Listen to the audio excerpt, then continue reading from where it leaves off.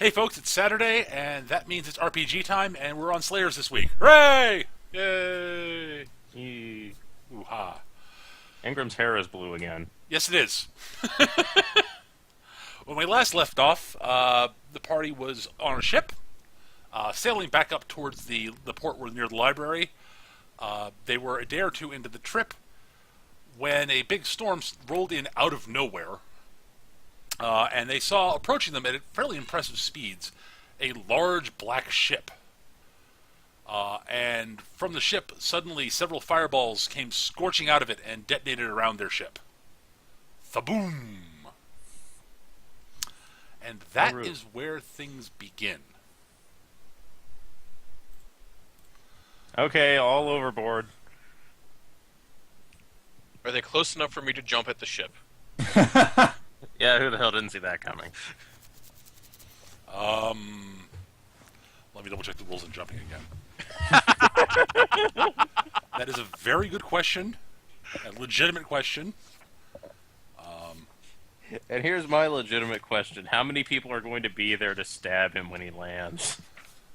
It's a big ship. Okay, can I throw Leonard over before I and then jump? Two of us should be able to take these guys, obviously. And it's just like, you leave me out of your crazy shit. Right. Let me flip past the part I wanted to look up. And now I'm going to flip to the section I wanted with the rules I'm looking for, with the rules for jump. No, I'm now in the spells again somehow. There we go. I think if we were actually going to board that vessel before they get over here, Zarkov would jump with Jaxie on his back, and Ingram would just levitate Leonard over. Okay, Eric? Yes. The DC of a jump, the distance you cover to jump, and unlike normal jumping in normal D&D, you know how normally it says, if you jump further than your normal move can cover, it takes multiple turns. Yes. That's not such the case in Slayers. Awesome. Because you've seen how Gary jumps in Slayers. Yes. Whee! Boing boing boing boing boing boing boing. The DC of a long jump is 1/2 the distance to be covered in feet, assuming you have a running start. What's your jump? What's your bonus to jump? 15. All right, so that means the minimum the minimum you can cover in a running long jump is 8 feet, and the maximum is 35 divided by 2. I'll round in your favor because I'm being nice. So 36 is 16. 18. 18 Yeah. feet. Is it 18? Yes, 18 feet. Yes. Do you mean spaces or feet? Feet. Feet. So That's three spaces. That ain't nothing, man. Aw. Okay, so I can't jump there. Not yet, at least. Not yet. I thought it was higher than that for some reason. Can you reread that again? Because I think that I interpreted it the other way around. In Slayers, jumping is common effective means moving from place to place. There's no maximum jump distance, though especially long jumps okay, yes, right. Especially long jumps might take more than one action to finish. I misread that. The DC of a long jump is 1/2 the distance to be covered in feet. So basically, he can jump 1/2. Oh, it's double it. Sorry, my bad. All right. So he can jump 72 feet maximum. Right. Alright, that makes That's much much more better. sense for Slayers. Yes, Yeah. and your minimum is 32. Okay. Yeah, so 6 spaces to 14 spaces, I think. And it might take you multiple actions. Because that's a long distance to move. Yes. The question is Jaxie going to dash him beforehand? Oh, God. Yes. If he's going to make a jump, Zarkov rocket. The ship is currently several hundred feet. It is definitively. It's at a bare minimum 100 yards away, probably further at the moment. Yeah, why don't you just so 72 feet throw fireballs at us? And word. So yes, Ingram and Jaxie. The fireballs are actually traveling an exceedingly long distance. Yeah, that thought had occurred to me. Uh-huh. They are So, meta-magicking, Maybe? which means they're good. Just possibly. yeah, they'll go down easily enough. Of course, this could be just false bravado on my part, as Jaxie talks with the captain's hat and admiral jacket on. All right. This is not going to be. I'm not intending this to be a full combat grade combat if combat actually does break or anything like that. But I do have a map. Okay. Okay. You'll see why. Go to Ocean Encounter. You'll see a ship on there. That's your ship. Feel free to copy your tokens over to it. Oh, yeah. So we should have a pirate hat or like the admiral hat on. Which one?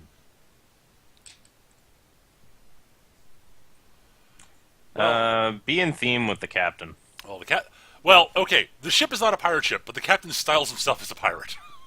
So I'm gonna have a pirate regalia going on as Is well. the ship chasing us, or is it ahead of us? It's coming towards you. Well, it was coming towards you, but it seems to have slowed down somehow. Is it where? What is its orientation? It is pointed at you. To us? Is it behind us? In front of us? In front of you. All right. Well then. Yes, you're up at the bow. I understand, Eric.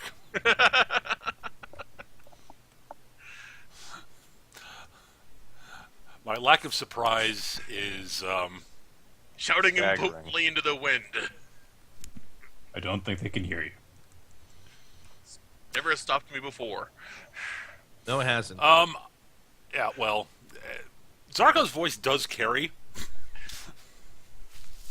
He's had lots of practice. In the ring. What yes. you gonna do? I have no idea what you're talking about. So yes, They don't have microphones. The Slayer's verse, so you gotta yell. I'm not even carrying a microphone, you dumb bitch. Anyway, all right. So yes, the basically fireballs detonate sort of there, and there around your ship. Oh boy. I believe That the probably- last time that we were like at a warning salvo or something. That's or- basically what this is. Yes. Yeah. So basically, all four fireballs basically detonate simultaneously just around you. The boom. That probably made the ship come out of the water. Well, it is decide. It definitely it causes disconcerting movement on the ship. I am levitating, so I don't fall on my ass. Perfectly fine. All right. Shortly after that, Zarkov, Yes. you're nearest to this. Awesome. Let's scoot this back. Yes. By the way, the captain is at the helm back here. He even has a token.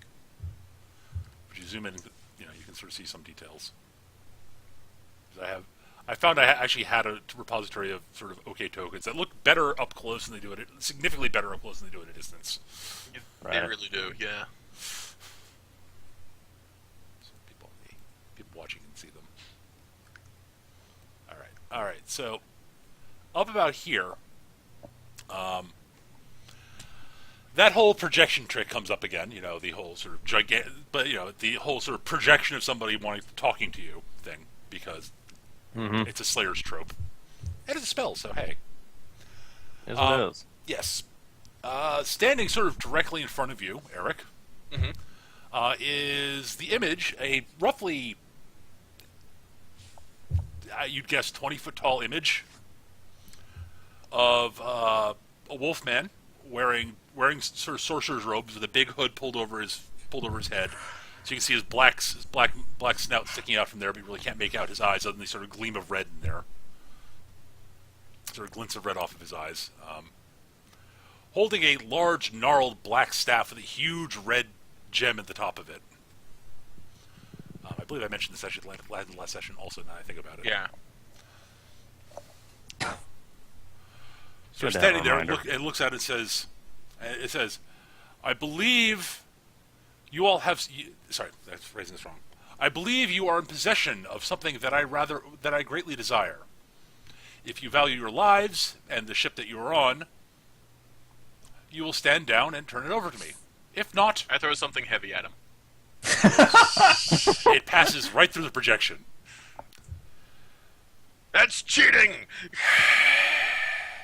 He's This not is a actually- projection. You. Never mind.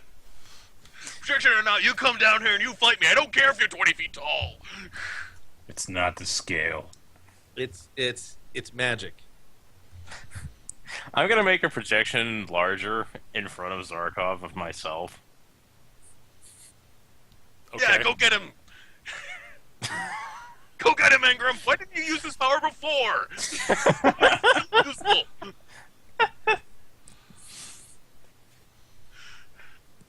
Gonna hide my face. No.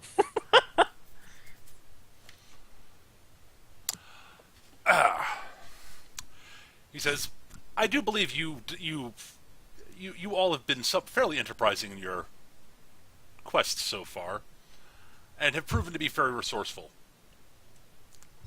As a gesture of respect, I will give you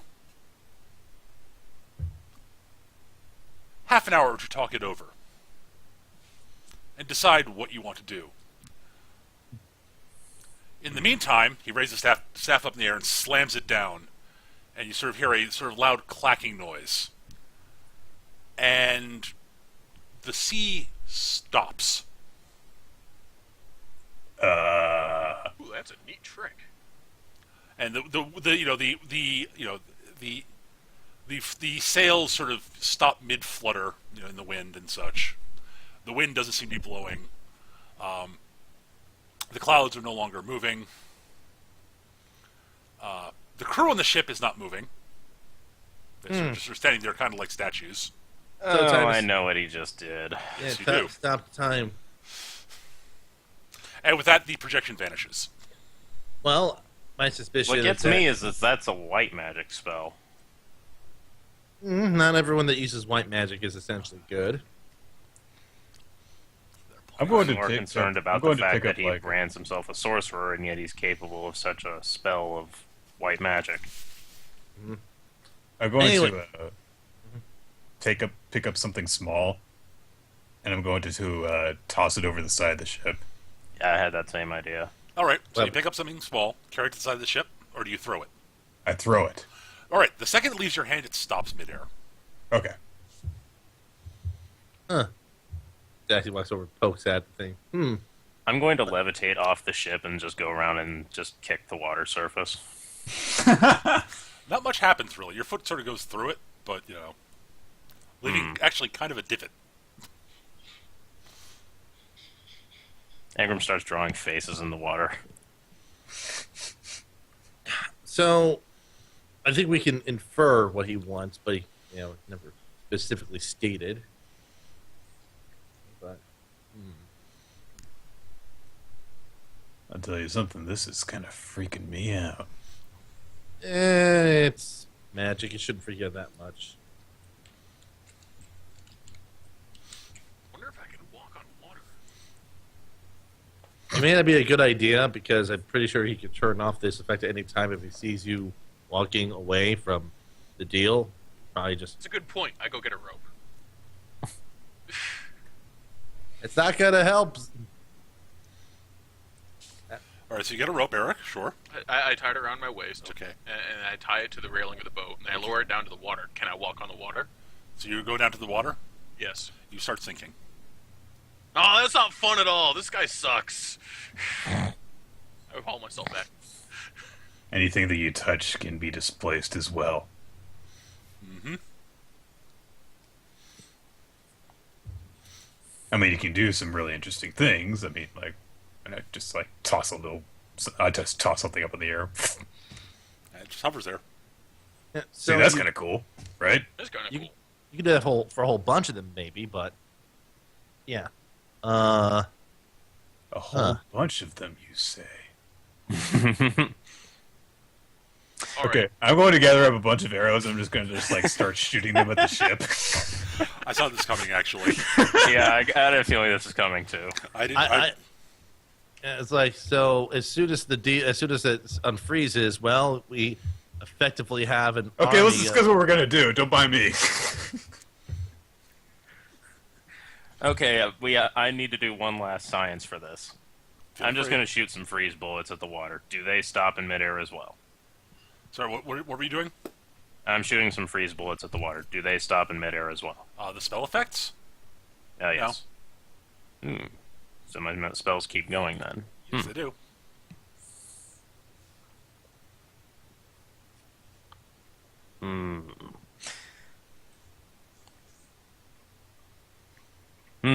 She says, consulting her spell list.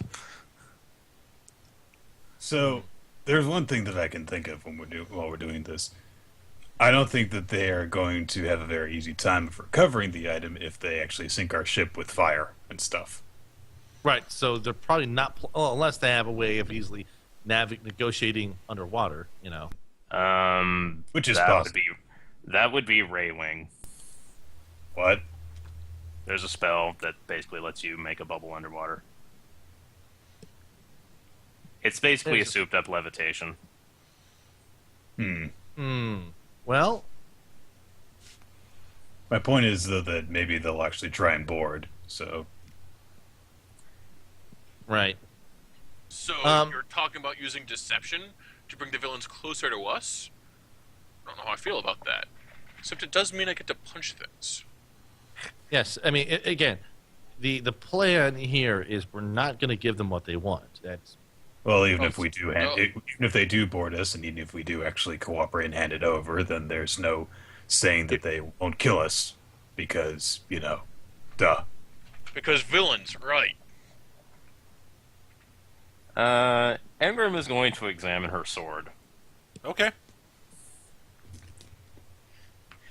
Have I gotten a bit more of a feel for it, having hung on to it for a while now? You really haven't been experimenting with it much. To be fair, I kind of couldn't. I have no idea what you're talking about. It's almost like I planned that. I'm still shooting arrows. You're generating quite the cloud of them. I'm gonna start throwing harpoons. Okay. You're not going to get nearly as far with those. I looked be up how increments work in this game. Actually, this arrow cloud that's being generated, I had an idea about that. Okay. Oh, I'm Mecha. setting it on fire too. Yeah, I kind of figured. Mecha, Yes. would you have any objections to me basically enchanting the arrows with a flare spell that will go off when they actually hit something? So they're becoming flashbang burn arrows. You can try. You've still got the penalty to your spells. No, that's worn off by now. Yeah, Oh, it's gone. okay. I'm at normal. You are welcome to attempt that word. my concern is actually having it delayed properly, given however long this spell is up. Since the spell effects themselves aren't stopped. Well, like I said, I'm basically saying to have a reaction trigger. And I'm saying that you are welcome to attempt that. Yes. It would require a spellcraft roll and some other stuff, but Yeah, I was just clarifying for Sketch. yes, I gathered. You Okay, guys, if you want to experiment, do wonky things with spells, that's completely in genre, in my personal opinion. Okay, Technically speaking, I think it is there's like a meta magic feat for something like that. Technically speaking, I don't remember a delayed blast meta magic. I don't remember if there is, but if there isn't, there can be. Alright. Because that's just an awesome Fireball effect. is all I can think of. Okay, so first things first, spellcraft. Oops, after I impersonate. Not one C20, damn you. Okay, 35. And it's a freaking shamanism spell, so I'm going to suck at this. Alright, so, yeah, I think I just have this for general spells. Thankfully it's DC 20. That I can deal with. Alright, and incanting and whatnot. Okay, so I make it. Okay, Kind of barely-ish. that's fine. And minimum drain. Yay.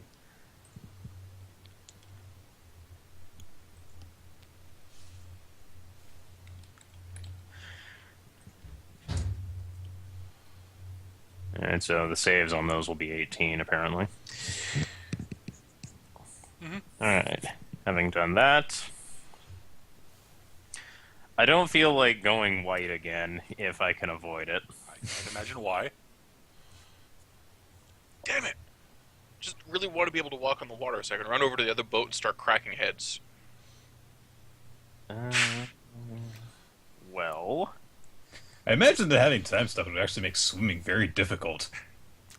Yes, actually. His buoyancy would be all messed up. Yes, it Yeah. would. That's why I mentioned Eric started sinking. As opposed to floating. At all. So, I guess that what we conclude from this is that we conclude in the first minute or so of the 30 minutes we were given, fuck no, we're not doing this, and just started coming up with random shit we could do with the 30 minutes of time. Yes. we were preparing a battle plan. Alright. That being said, I do think I might be able to partially solve our lack of movement problem. Wait a minute. I do have flow break. You can try it.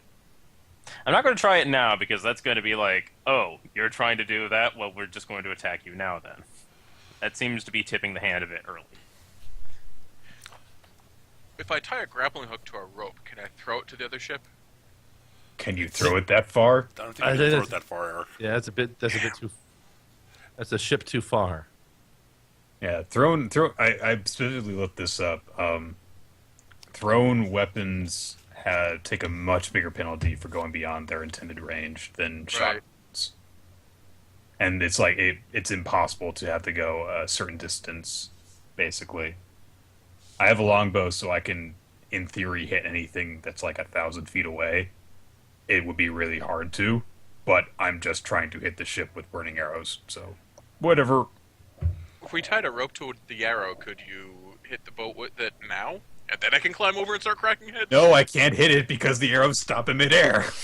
But what if you're holding the rope at the time, huh? Huh? Okay, That's I not think I how might. it works. I think I might have an answer for your grappling hook quandary. Mm.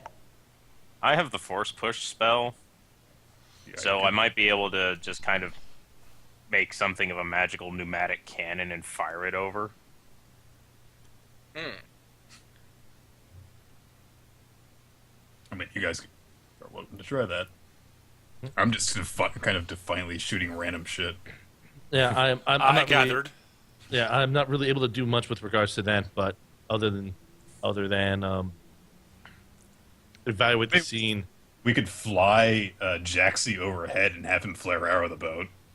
That would you see that is something of note. Technically, you could throw fire at a surface, and it could possibly begin to start burning.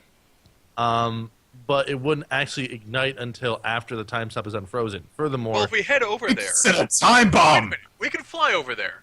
We fly over there, we tie up the entire crew, and then we tell them no. I'm pretty sure. First time. Zarkov, your confidence in me is Zarkov, ever encouraging, but I'm Uh, afraid you overestimate my abilities. that's not Wait, the what problem. if- The what if problem we- is What if we got like a bunch of gunpowder, Uh, jammed it inside of the ship with levitation? no. That would involve having gunpowder. Here's yeah, the real. There's not going to be any Yep. gunpowder.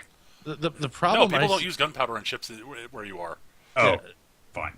the Gunpowder, problem. gunpowder is largely not really well known in the part of the world where you are. Mostly because magic Because is fireball. so powerful that it's like, okay, I could use a cannon, or I can have a fairly powerful wizard cast fireball, and that's just generally more effective. Also, it's less likely that the black powder will just randomly explode. Say if someone casts a fire spell at it. Right. Right. My stance with is that I don't think they are under a time stop spell. I just think that this What? ship. No. So anything involving Oh, us going so that kills over that there. plan. Okay. Yes. Essentially, they Also- want to give us time to mull this over without giving us the possibility of trying to run away. Right. We That is can't. ex- Who's going to run away? We. Well, yeah, they don't know us very well. They don't. They don't know how crazy we are, Yeah. or you guys are, and how fucking stuck with you I am. It's part of our charm. So the question ends up becoming, well, what will how can we prepare for them as soon as they get rid of that spell and they show up asking for the goods? Well, presumably we'll fight them, I guess. Yes, fighting them might be an option. I'm just trying to think of. I have a question for you guys. Yes. How well can you swim? Because Uh, here we may have to,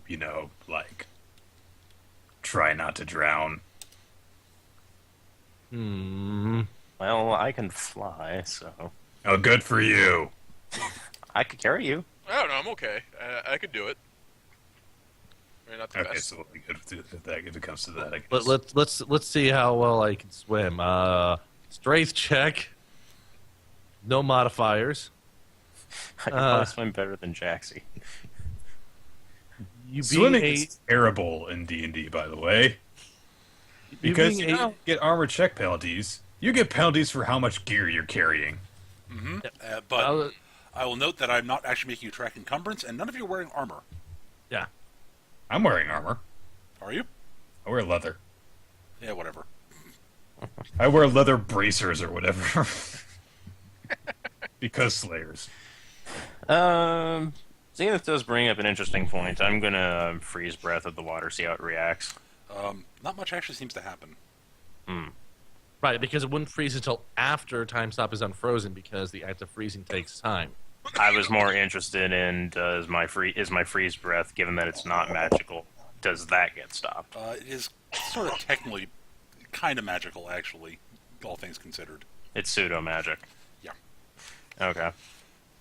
It's sort of inherent magic to dragons, basically, breath weapons are.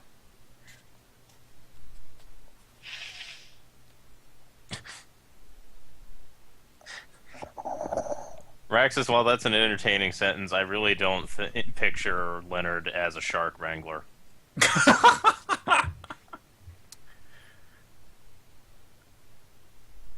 Okay, There again, it wouldn't be the first time that Wyrod has sailed ashore on a sea creature.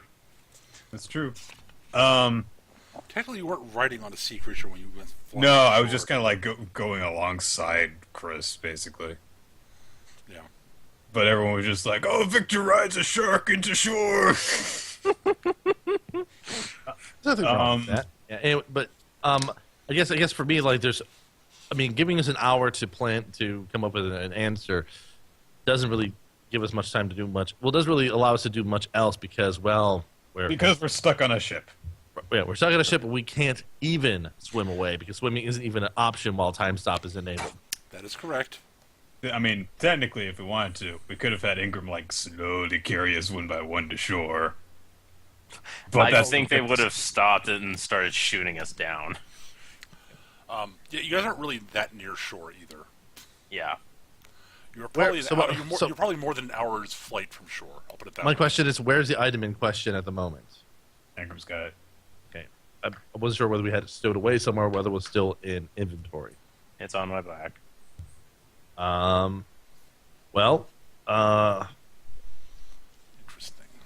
Oh, I did think of something. I'm going to eventually either run out of arrows or get bored of shooting them. So I'm going to basically just go around the ship and below deck and stuff and see as much of it as I can and try to see if there is anything that looks out of place aside from, nothing moving. No, other than that, it seems pretty normal. Other than that, nothing's moving. Okay. Other than you guys. So no phantom borders or anything like that. Not currently, no. Okay. Although that does give me an idea. I want to do a spellcraft check to see if I can detect. It's like if this time stop is focused on us as opposed to emanating from the other ship, that leaves me suspicious. So I want to see if there's a device that's being used as a catalyst.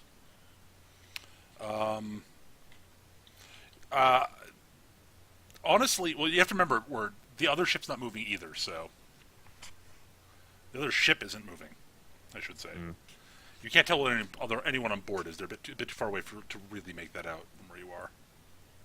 Paranoia check. That's fine. 36. Not that you can tell. Okay. Yeah. So the other ship is stopped, but the group is probably not stopped over there. Actually, Engram, with that spellcraft roll, I can tell you a few things that your character would know, and that you might know if you. Basically, things you know about this. Assuming that it is time stop, things you know is that the caster can choose to exclude anybody they want to. Right. Anyone, anything they choose to exclude. Normally, it is a spell that has a fixed radius that is an emanation, so it expands outward as the spell is maintained. Mm-hmm. And the radius is largish, but not even close to the area that it's currently encompassing. Right. It's a 40-foot radius, and it happened pretty suddenly, so... Right. Yeah, this whole spell business here is getting me really uncomfortable. This guy knows his stuff. Maybe. Does he know arrows?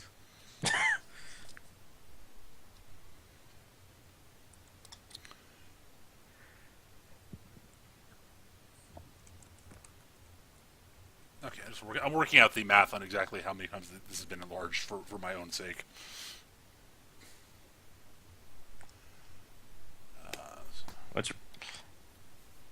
On the one hand, I wish I had Boom-D Wing, but on the other hand, I deliberately didn't take that because it's shamanism and I suck at that.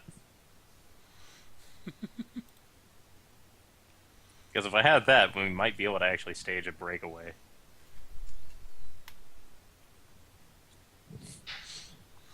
By the way, Nick, out of curiosity, how many arrows does it take for you to get bored of shooting the arrows? 30 Okay. on I'll fire. take over. And enchanted with flare. Yeah. That's fine. One of these is going to set a sail on fire, unless they all get deflected by magic, which they probably will. Best failed plans. Yes. Even if they get deflected by magic, they're going to be blind as crap for a moment. Or this is going to go off in our face instead, you know. I'd like to think that I'm better at magic than that. The more time I've had to think about this plan, the more I've come to realize there are many ways where it's going to either do nothing or kick it by us in the ass. So, you know, which is why I just did for the hell of it. Mm-hmm.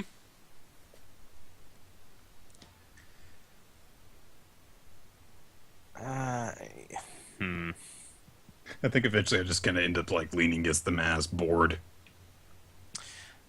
I did have an idea, and someone in the chat mentioned it up and kind of reinforced the notion that I should pursue it. Are we in waters around where we ran into that sea dragon? We'd be able That's to a know really that. good question. Yes, it is. Do any of you have navigation? I- Or any skill that might possibly fill that role? I Ooh, can I use my crystal ball and vision it? Well, you can scan the area, but I mean, you're at sea. It's it's water in large area around you. So yeah. Use my perform villainous monologue to taunt the dragon. I have the operative knowledge skills I have. The only knowledge skills I have are cooking, nobility, local history, engineering, arcana, and then lore master. So my point is that you can scry the area perfectly fine, most likely, but without actually knowing much about navigation and where you are, it'd be hard for you to know. So you can see the area fine, That doesn't mean you actually know where that is. It'd be like a knowledge geography sort of thing. Right. Right. Right. Which I don't have any ranks. I thought I had ranks in it before, but no, not the case. Now, I use tracking. I don't know if that'll do any good. Not one S20, damn you. Basically, I'm assuming that survival would help with that as well. That's what Leonard rolled. Yeah. Maybe a combination of Five. efforts. Oh, 38. Jesus. Well, Ingram's vision skill is very, very high. And Well, it's only 10, but my crystal ball gives me plus 10. I know. That's If you, I'll just roll lore master just to feel somewhat useful. okay. That's fine. No. I have heard tale of a dragon in these waters. You don't Yes. say. All right. Well, with all those rolls, your powers combined. Yeah, What a Captain bad Zarko. children's show. Ted Turner shows up, doesn't he? Captain Planet!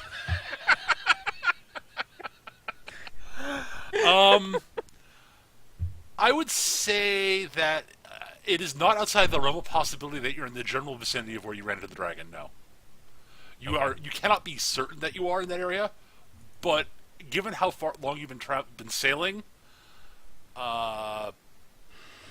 given that you are going sort of against the winds to a degree right now,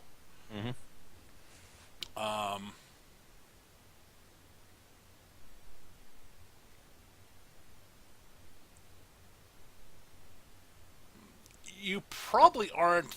Even though you're going against the winds, you're not in like a giant, one of the really big square rigged ships. So you're actually probably you're better off the direction you're going than like a large, like 3-master with square rigging would be going against the winds effectively. Right.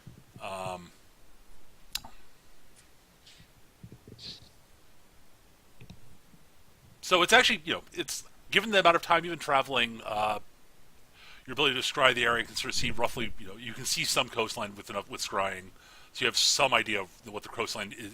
The coastline which you can seaward is not dissimilar from the coastline that was sort of near where the dragon flung you ashore.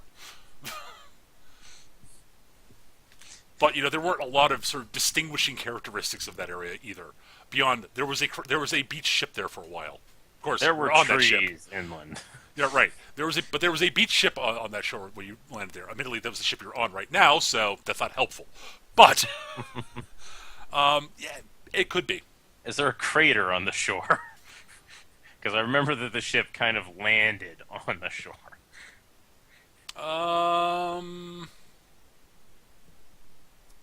It's been a few weeks, so it probably a crater, given that you're on sort of a beachy area, probably sort of has eroded away. So it'd be hard to tell. Fair enough. But again, it's not outside the realm of possibility. You're in that general part of you're in that sort of general vicinity as overall, and there was at least one dragon there, so it's possible there's another sea dragon in the area. Maybe, maybe not. Okay, I'd like to. I don't want to abuse doing the delay result thing too much, but around the time that the when the time stop is released, I want to send out projections as far as I can underwater that are saying things at a mix of like insulting profanity to Eat It Joe's and just pointing at the other ship. Interesting.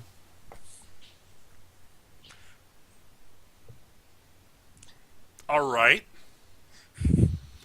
I'm just give me a I am- spellcraft I'm- check and give me a bluff check. I am attracting attention. Spellcraft 37 Okay. and bluff. I actually have to look at this. It's not as plus good. It's not terrible. It's not as good. Hero point. Yeah, that's yeah.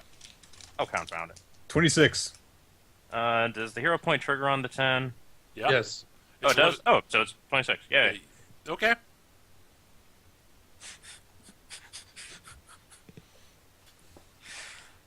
So, show of hands, is this idea more or less insane than the blind cast through the sword? More.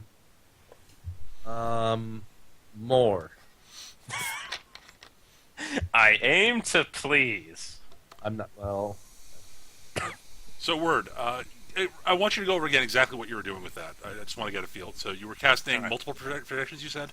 Yeah, multiple projections underwater that are basically just trying to get any intelligent life under the water's attention and directing it towards the black ship.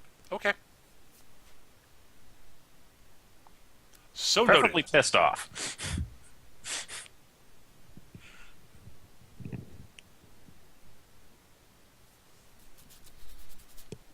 All right. Sure.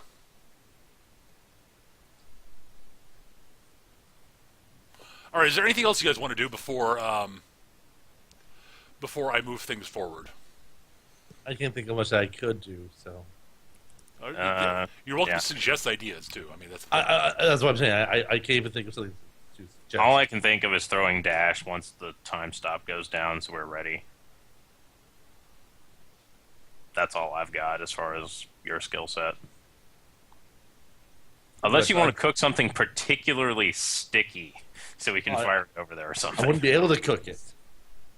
Yeah, true. I wouldn't be able to start a fire, much less cook something. That's actually a good point. Convection doesn't work too.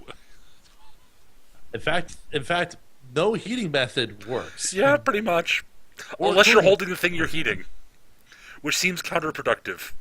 Well, no, not counterproductive, but dangerous. I'm gonna do like they do in Michigan. I'm gonna hold a squirrel and use a blowtorch on it because that certainly won't set my apartment on fire. Right, exactly. Wait, what? Okay. I'm in favor of this plan.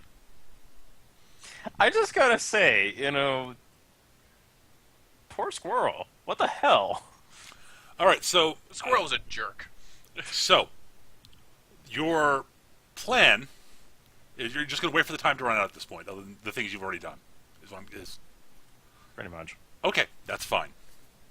At the end of the time limit, the projection returns and says, well, what is your answer? Oh, you're going to refuse, aren't you? He says, looking, What?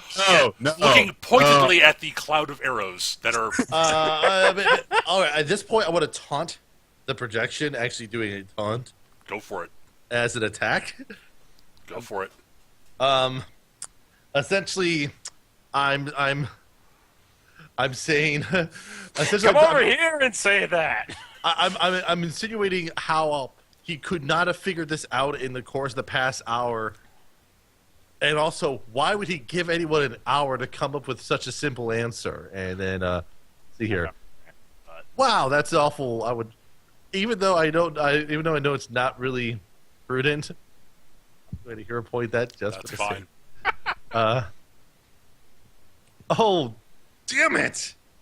Oh, worst possible hero point outcome. At least the roll is good. This roll's better, yeah. Damage. Yeah. Damage is only going to be 8 it's going to be 8 anyway because I'm rerolling the taunt, not the damage. So 30. yeah. Okay, what is this guy's will save? You're probably going to beat it. His will is very good, but a 30 is pretty freaking amazing. So That's not even my maximum. That's not my final. This isn't even my final form. The cloud of arrows spells out no in the air. I could have done something like that if I wanted to, yeah. That would have been. if only you an want to idea. have retroactively done that, Nick, you're welcome to have done Yeah, so. like midway through, someone suggested it and it turns into like fuck Because off. or honestly, something. you could honestly just rearrange the arrows as they're sitting in midair. Yeah, exactly. We don't modify their inertia. Oh yeah, I just make them spell bite me. Fine.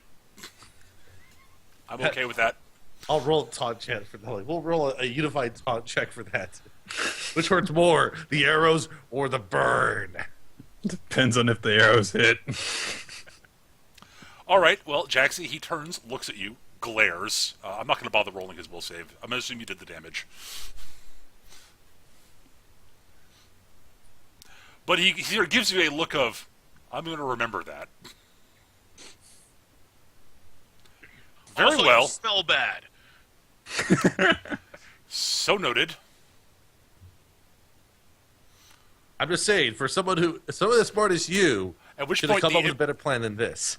the projection disappears. Two things happen simultaneously. The first is that the time stop ends, so your arrows start arcing out, and all the other things start happening. The crew starts moving around again. They look very surprised at, the fact that that all of a sudden a cloud of arrows seems to be leaping from the front of their boat, but they're assuming magic, so. Some are on fire. At the same time as that happening, however, right, like just after the time stop ends, a gigantic wall of water comes erupting out of the sea in front of the enemy ship.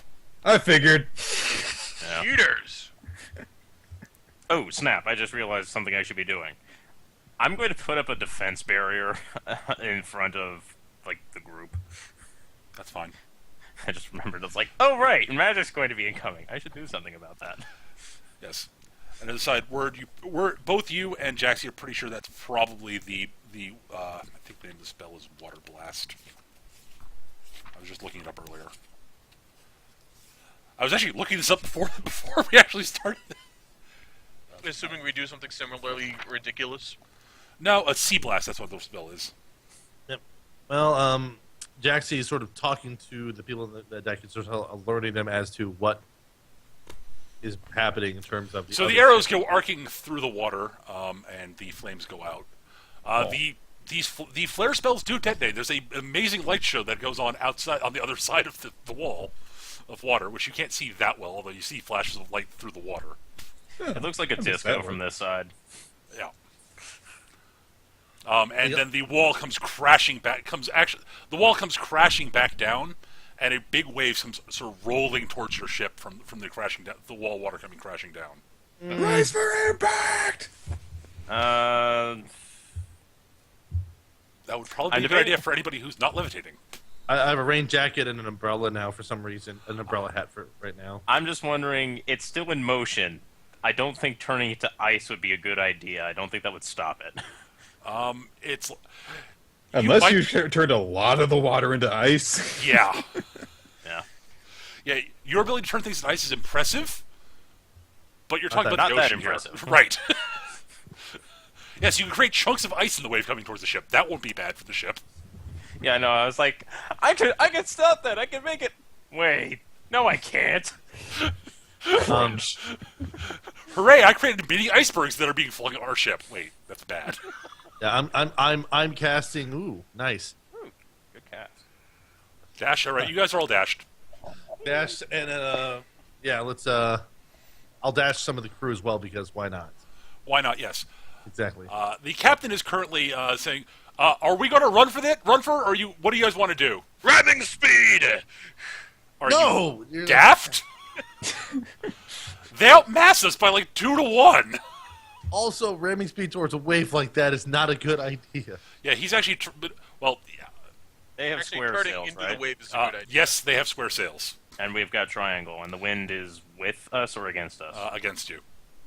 Okay, and with we're them. just going to try and sail right past their asses. That would be that probably the most prudent thing you could do. Yes. We'll just aim over there so that they have to turn. All right. So the captain will attempt to. He will make his sailing roll to try to minimize the damage to the ship. I actually pre-rolled this, so because I was expecting to throw a wave at you guys during this. I'm wearing my character has like yellow rain slicker on and It's almost like I actually have a bunch of these rolls pre-rolled ahead of time. Just so I just like how our mutual enjoyment of Sid Meier's Pirates is coming into play here. Yes. All right. He managed to maneuver it. His roll's pretty good. Well, yep. I remembered him being rather good at this, and I was right. Yes, and he's belling orders at the crew to prepare for and the brace for impact thing that someone suggested is a good idea for if you're not levitating. Actually, it might be a good idea if you are levitating. Well, I never bothered to untie myself from the rope anyway. Good point. All right. Well, the wave slams into your ship. Timbers creak and groan. Water sprays everywhere. Everyone. All right. Let me think. What role should I make you make for this? I'm actually going to give you guys you guys all get a choice of roles. You may make a fortitude save, a reflex save, Yay! or an acrobatics save, or an acrobatics check. Ooh, that's actually a tough one. Save it is. It's gonna be for it. When you said you could make a choice, I was like, oh, please say will. It makes no damn sense, but please say will. Yes, the fortitude check is to resist being battered too badly, or actually, or strength check. Oh my god, that was terrible. I guess acrobatics would be tumble instead. Tumble. That's what I was thinking of. Yeah. Or this would have been acrobatics in fourth ed. Should I do I have a modifier from levitation? Oh, actually, I'll make a tumble For your fortitude? Yeah. What? Oh. We all rolled ass. I want to make a tumble check because I never get to tumble. Go for it. Let's see here. This is actually slightly worse than my reflex. But whatever. Eric, by the way, if your strength check is better than your fortitude check, which it probably isn't, you could do that instead if you'd like. Sure. All right, you guys are flung about the ship. Ah. Yes, you are all flung about the ship, battered into things, and are. I fell. Yeah, the I got knocked into the sail. Probably, honestly. I'm not going to roll damage or anything, but you guys are all battered and bruised and hurt. Zarkov, you are far less the worse for wear from all of this because, well, duh. Right. Because any injury you take will regenerate. Because you are half troll. Yay!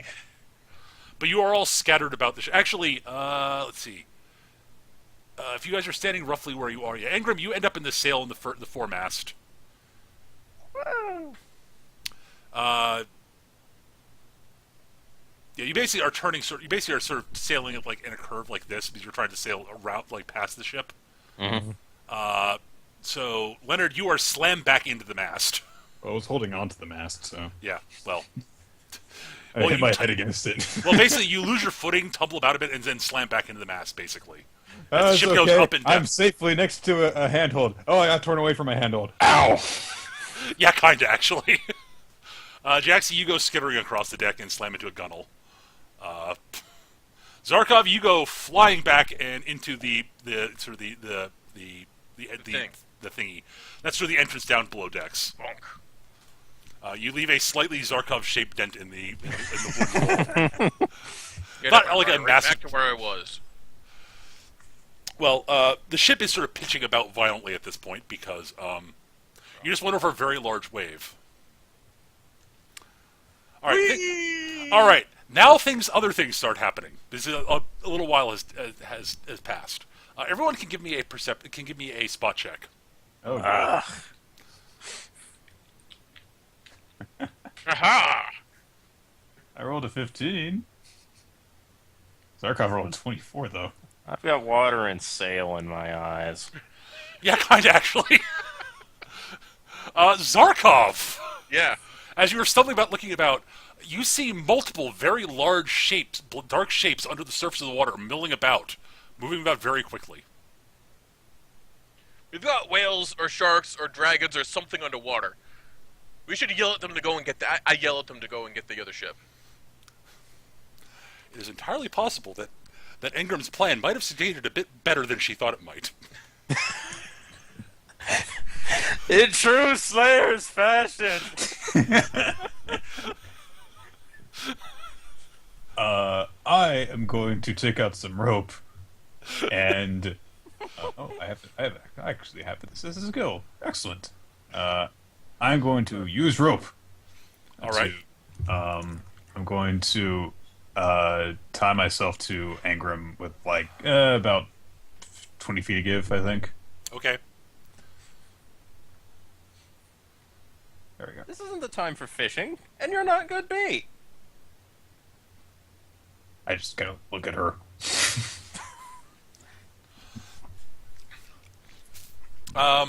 Zarkov? Yo. All right. I do have a You rolled question. a 24, right? On your, Yes. on your spot check.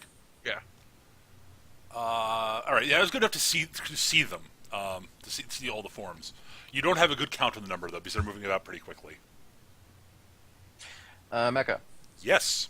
given how we are angling ourselves, or not in that fashion, but I assumed. yes. We are setting course in a particular direction. Are the all the flare detonations basically setting the other sailors into disarray, so they're having difficulty turning broad?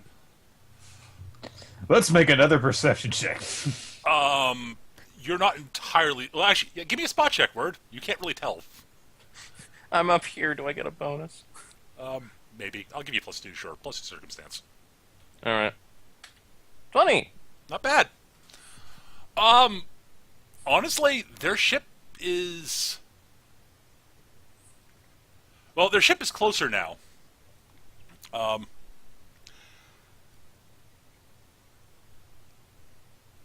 You and Leonard can now make out, the crew. And there's a very sizable crew. Sorry. Oh.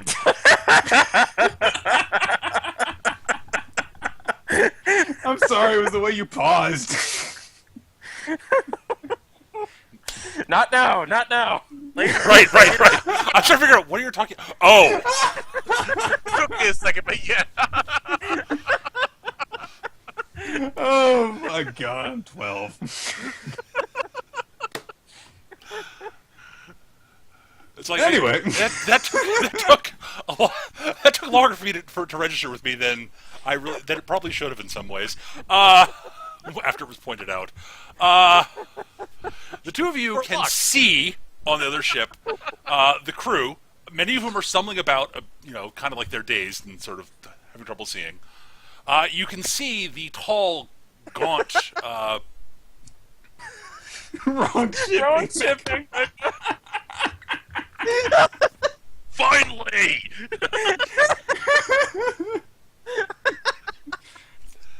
Oh my god, this might be the most I've ever laughed during this entire game. I just missed it because I'm trying to get some food. Yes. At any rate, you can now see another ship, the crew. Many of whom are stumbling about as if they've been blinded. You see the tall, gaunt figure of the Wolfman, sorcerer. He seems to be concentrating on something.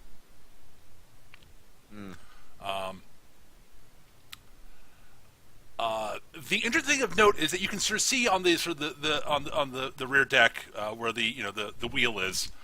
There does not seem to be anybody at the wheel, but it is turning as if it is being used, by someone who is a skilled sailor. Uh-huh. I know there's an animate and control stone spell. I don't know one that does wood. Unless this is a stone ship, in which case, what the hell?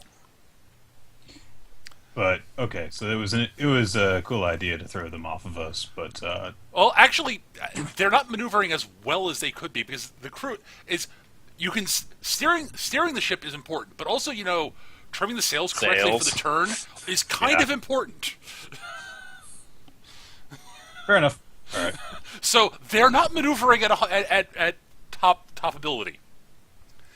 Also, this is the time when the five sea dragons come arcing up out of the water, making a gigantic frothing mess all about the place. I kind of look at Ingram and go, "What did you do?" I called for backup?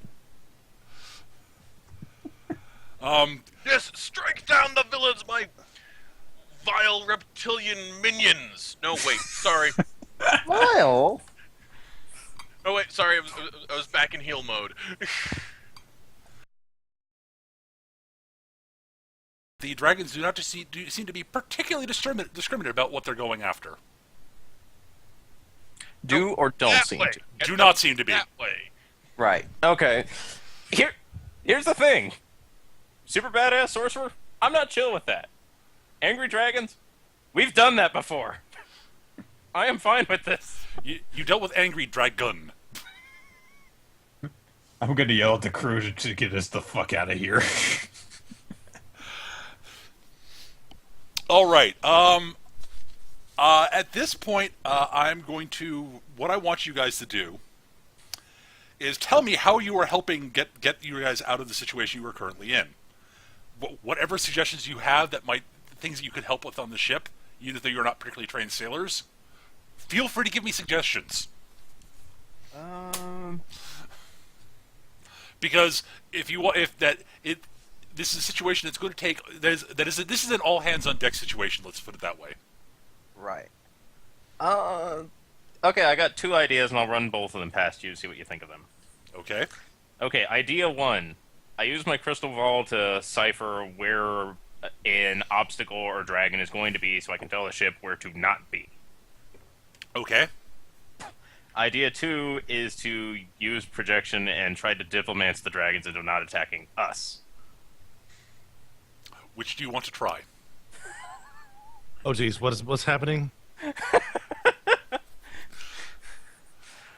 You remember Word's little plan with the projections to try to lure a dragon to attack the enemy ship? Backfired? Well, No, it it worked succeeded. perfectly. It succeeded perfectly. There are 5 And then of them. some. There are 5 dragons, and they just seem to be generally angry. Yeah, that's what I mean by backfired. No, I call this a success in my book. They're angry at both ships. Is my supposition. No, they just seem. Their rage doesn't seem particularly targeted, shall we say? They just seem to be generally angry. The problem is that dragons are kind of territorial. So not only are they sort of going after, they upset with the ships, they're also not too happy about seeing each other. Oh dear. So this is a gigantic clusterfuck, shall we say? Okay, in that case, I'm going with the vision plan because I don't think any of them are going to be listening to shit. Probably not. Right. But you could try if you'd like. I could also jump overboard. Technically an option. Right, vision. Oh, cock. I'll use my use rope skill to help with Ropes. ropes. Fine. With some instructions from the sailors, you were able to help out with trimming sails and riggings and such. Okay. Yeah, actually, I'm strong enough. I can probably just do a lot of that without help. Sure.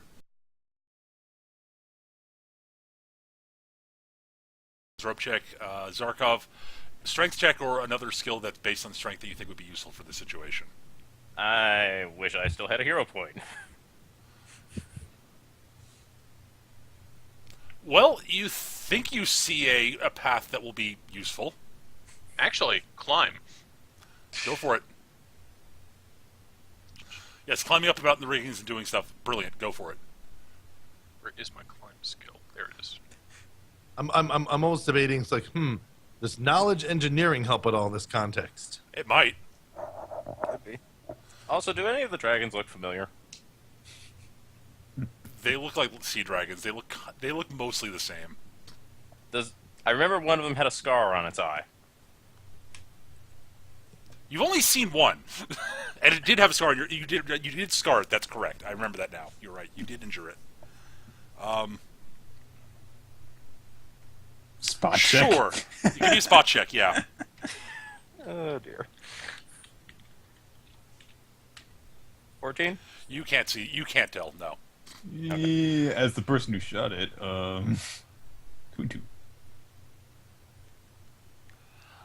One of them might be the one you shot. I'm busy with ropes though. Yeah. You're just like, is that? Oh, I hope not. Rope.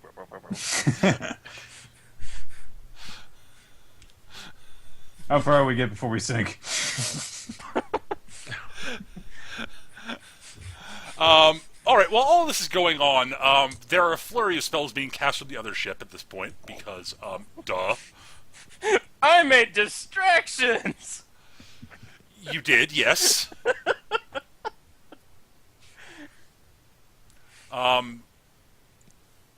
All right. Well, dragons do batter into the ship a couple of times because, yeah. However, due to the spells being cast by other ship and the course you guys are sailing, none of the dragons are doing that whole wrap around the ship and snap it in half thing at the moment, This is good. which is a plus. So you got that going for you. Yay! All right. So you are continuing to sail through the god awful area. Let's see.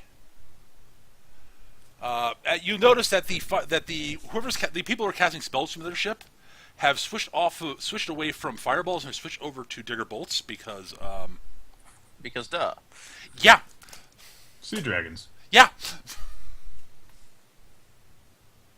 So there are bolts of lightning arcing around now too. Hooray! Very, very frightening. Galileo. That's the name of the one with the scar. Galileo. Yes. Not Figaro. Sure, why not? Magnifico. Beelzebub's got a devil put aside for me. Yep. Just checking what the save on that is. All right. As an aside, this scene seems metal as hell, and I wish I could actually see a visualization of it. Oh yeah, I should pull up some hailstorm. I do need from everybody a fortitude save, because lightning bolts are being flung around, and digger bolts is a fort save. So, Damn it! I cannot roll.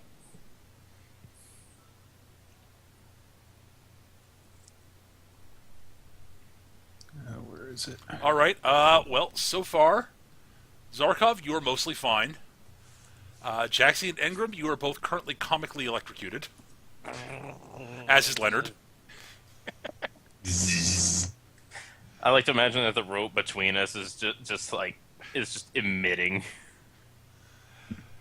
Yeah, hair standing on end, stuff like that, or fur Yeah. in Jaxie's case. I just brushed this. Bits of smoke coming off, sort of occasionally twitching with electricity. All right. I will need a second set of what are you doing now to help help the situation rolls. And it doesn't have to be skill rolls. If you've got some creative spell use you want to try or anything like that, feel free. Just throw ideas at me. Let's see.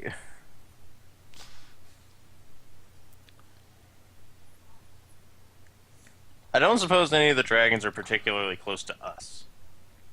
Well, they have slammed the ship once or twice. How close is slamming? Physically slamming into the ship once or twice. Thump! Let me rephrase that. Is there a dragon within 40 feet of me? At Within some point resistance. during this period, sure. Okay. I think you have an idea of what's coming. I know what you're going to try to do. I now have to look up the stupid spell.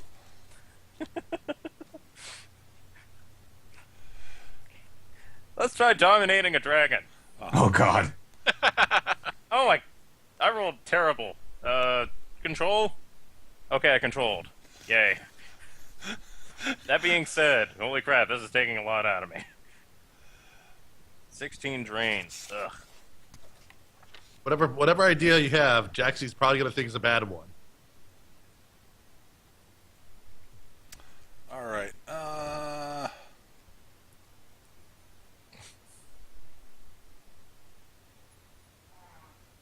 Well, it gets a will save. Yes, it does. It must save 28.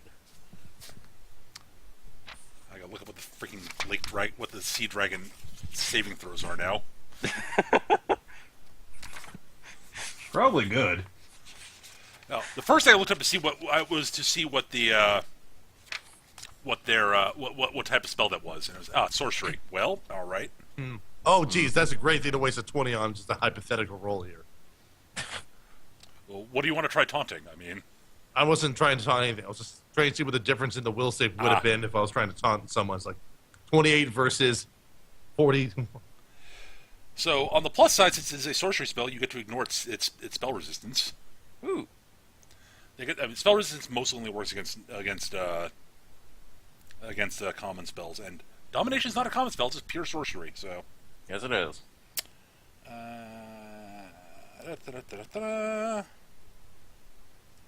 which is good because it's actually got pretty hefty spell resistance. Unlike mine. Yeah, spell resistance is 25. Yeah, overcoming that would have been interesting. Where are your stupid saving throws in this stupid chart? There we are. I like how you had this all planned out, and I'm just like, wait. You know what would make this situation better? I had a set of things set up that might happen, but planned is not entirely the right word. I don't plan that far in advance, especially for this game. What was the DC? 28, you said? Yes. Well, it can pass.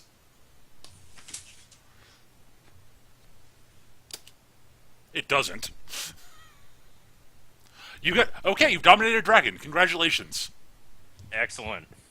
I assume, are you going to keep maintaining your levitation spell?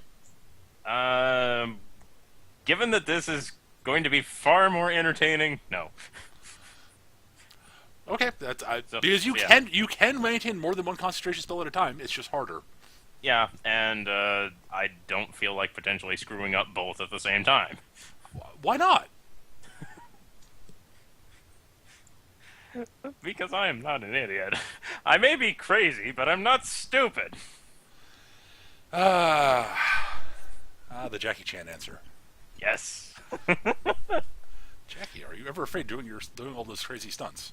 Yes. I may be crazy, but I'm not stupid.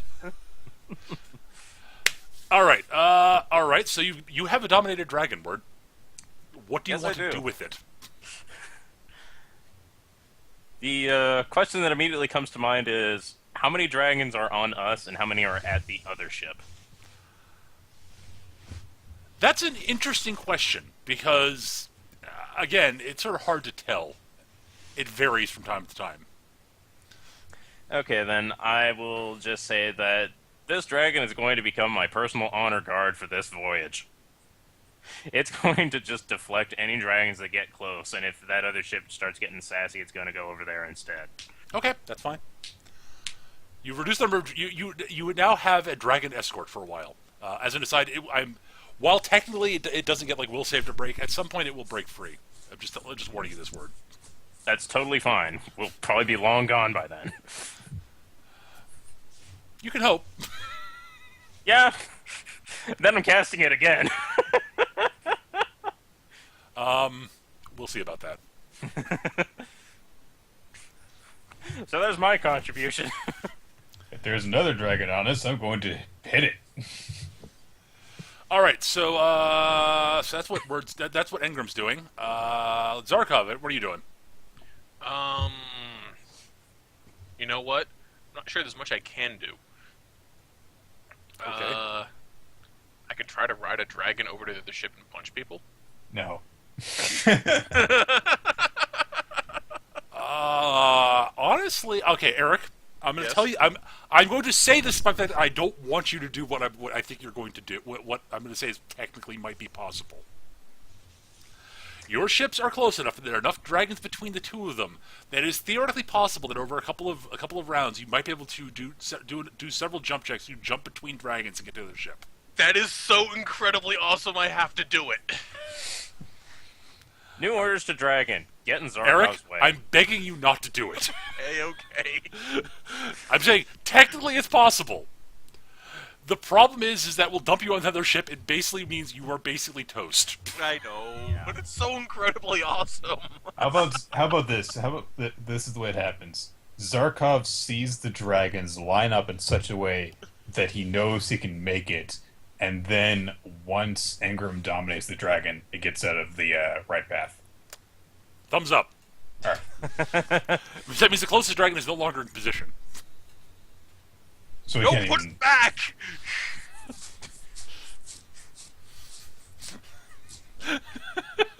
So you're going.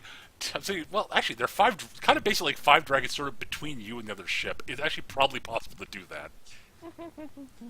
But I really don't want to have Zarkov leap the other ship and then get completely obliterated by the sorcerer over there. Yeah. Or worse yet, have him cast domination on you. And I'll jump back. Yeah, and then we're fucked. Because what's your will save, Eric? Oh, it's not very good. Actually, my will save doesn't suck. Your will save's actually good. It's actually it's second plus only 8. to me. It's +8, right? Yeah. All right. Now you notice how hard it was for the dragon to make it save against words. Yeah, I know. That's another sorcerer over there, Mm-hmm. and it's a One much that's it's a better than taller me. sorcerer than Word's character. He may So- be more powerful, but clearly I am more clever. Are they close enough I can hurl things at them? At the other ship.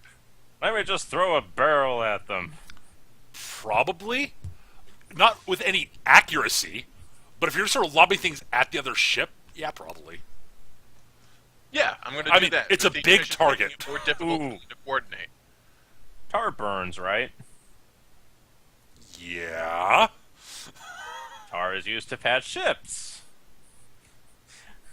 Actually, you know what? Most ships are kind of covered in tar. Yeah, but that usually, yeah, but most ships are also wood. Yes. But flinging a barrel of burning tar over the other ship might do something. Yeah, Doesn't let's matter if do you that. hit anything in particular, as long as you hit something. Yeah, let's do that. Let's hurl a barrel of burning. All right, pitch. so you're basically gonna grab a barrel of tar. How do you want to set it on fire? I mean, there are a couple of different ways. Engram's currently occupied and also doesn't know fire spells. Yeah, Jaxie. Yeah, but lit them up. Jaxie, we could make it into a giant Molotov cocktail and have Jaxie set it on fire. Yeah, I could. I'm not necessarily sure how good of an idea this is, but I'm not. It is the best idea. Leonard is all for this plan and will help set it on fire if need be. All right. I'm going to point out that one of the possible things that could happen is we hit a dragon with this barrel. Well, Well, then it goes underwater and it doesn't. Oh, get and then the across. dragon will be pissed off. Yeah, it's like Yeah, no, it's like it's specifically. not going to escalate the situation too much worse. Probably not, actually. I Thing mean, is, like, worst comes to worst, it comes over here. Hey, I got Dragon Guard. all right. so okay, Zarkov, you pick up the barrel of tar, you fling it. Give me a ranged touch attack, basically. So Oh yeah, the it's your flare arrow. it's your base attack bonus plus your dex bonus. I'm gonna flare arrow this thing while it's in midair. That's sort of what I figured. Which, yeah, Actually, wow, range that's attack a really doesn't awful suck. ranged touch attack. Don't worry about the ranged touch attack part of it. Well, The except two of I'm you gonna- are coordinating, so I'm just going to assume you actually basically hit. That was terrible. There should not be a Terrible minus with that. -9 modifier on there. Be a +9 modifier. Oh, So that should instead be a 14. yeah. Sorry. Wait. Well, what is the -9 for, Eric? I did a generic He's attack. just using the macros that he has. Yeah. Hold on. Let me do this properly. Zarkov does not roll a D20 plus hit scan. There we go. 19. Got it. Okay. Yeah, that's definitely. I mean, even with the penalties for the extreme range penalties for throwing something that far, you are aiming at a ship. Right. Also, while the barrel is in midair, Jaxie's firebolt slams into the barrel, causing it to explode, raining burning tar down on the other ship. Excellent. Let's do that again.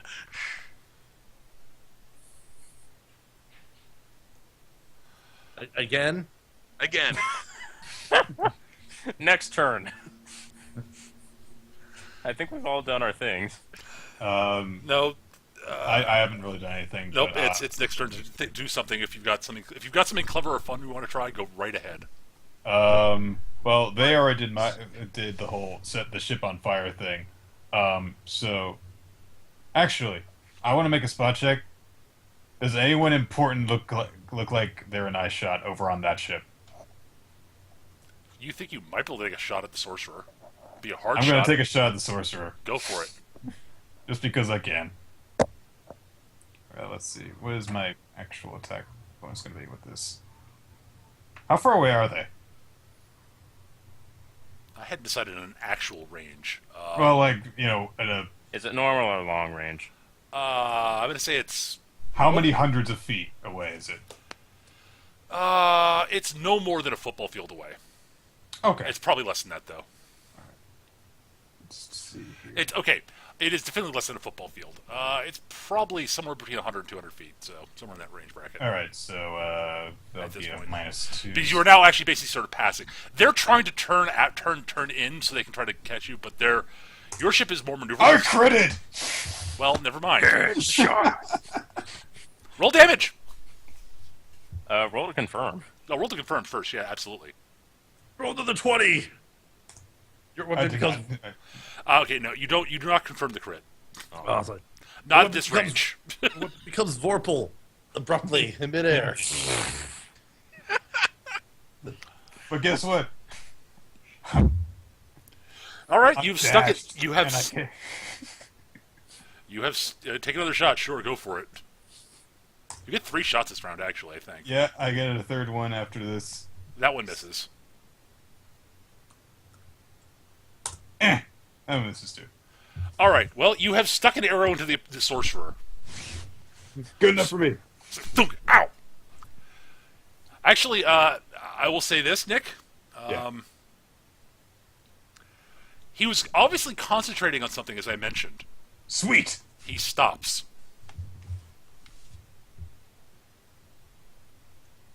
This can't be anything but good.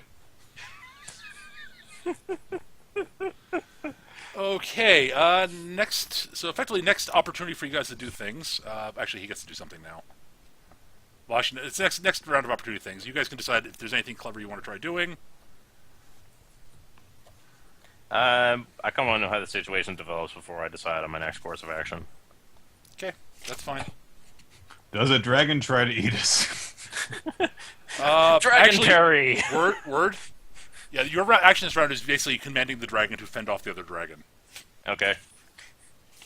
Because another dragon does come after you. The exploding barrel of pitch did attract some attention. Fortunately, you have Dragon Guard.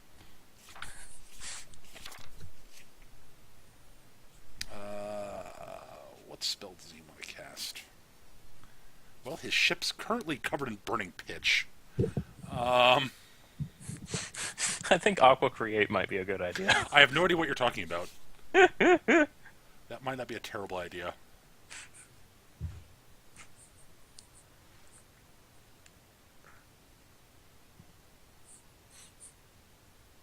How many So, barrels actually, do we yes. have? So, Nick, you notice he stops, glares at you. Looks like he's about to consider casting some sort of big offensive spell at you. Then he notices that his ship is burning. He's like, wait, what? Because he's busy concentrating on something. He starts barking orders at somebody. You notice some people running up towards the back of the ship.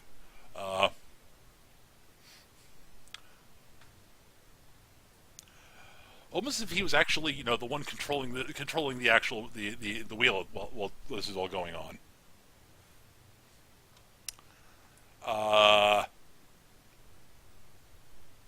And he busily starts trying to put out fires with spells and starts barking at the other sorcerers on board the other spellcasters on board to help out with that.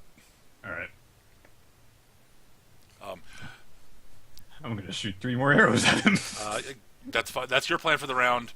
Word, you fended off a dragon. Jaxie and Zarkov, what are you up to?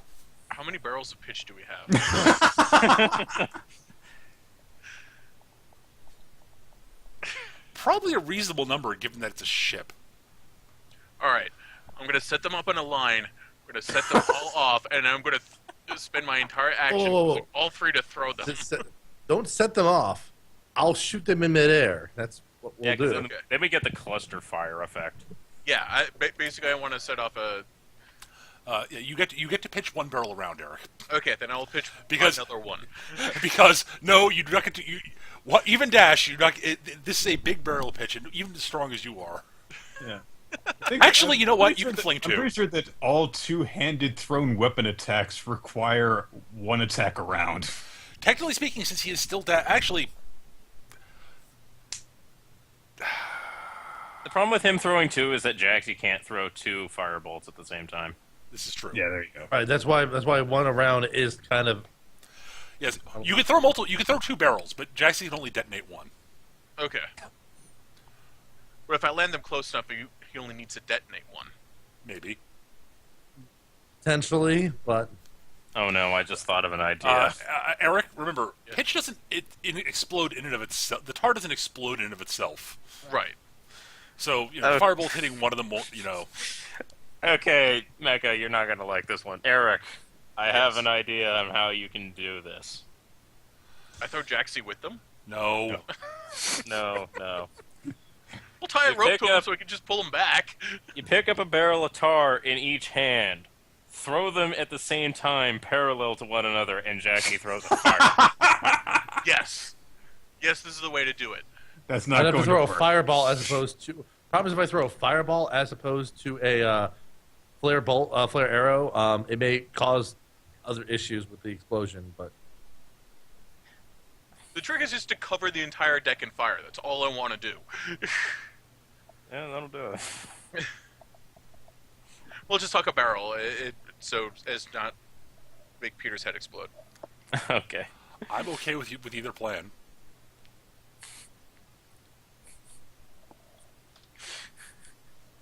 Whoosh. Okay, I'll say this: if you want to throw two barrels, it would probably require a strength check because you're one-handing them at that point, effectively. Right. All right, Jaxie, you can cast another flare arrow if you like. I just figured I'd mention the notion of dual-wielding tar barrel. I'm clicking on the wrong link, so I'm just getting. Ooh. Well cast. It's very accurate range touch attack too. And you rolled masterfully on just about everything there. In fact, technically, I take no drain from that. Yeah, Yeah. you're fine. Yeah. We can do this all day. You cast that like a champ. All right, more burning tar rains down onto the sorcerer's ship. Does he get burned? Comically, yes. Ah, my cloak. It's like part of his hood just gets winged off by a. Actually, yes, Burning fish. it does. In fact, his the hood of his cloak is actually basically burned off at this point. Michael Jackson hair catches fire. Not quite that bad. All right, he is sufficiently annoyed right now, and there's enough fire in the ship that he's leaving that that he realizes that and you guys are basically at the point where you're now basically past them, and they're basically going to be able to get away because he's going to have to arc around. Their ship's going to have to arc around, and it is noticeably less maneuverable than your ship. And on then- fire. It's also being harried by a lot of dragons. Ours isn't. Yeah, it's also on fire, and it's a square rigger that'll be going into the wind at that point, compared to a triangle rigged ship, which is better in that situation.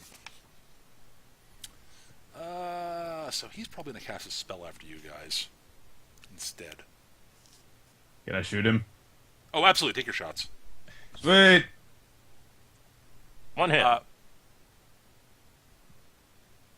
Wait, spike chain. I forgot to change the name of the macro, basically. Ah. All those numbers are correct. That's fine.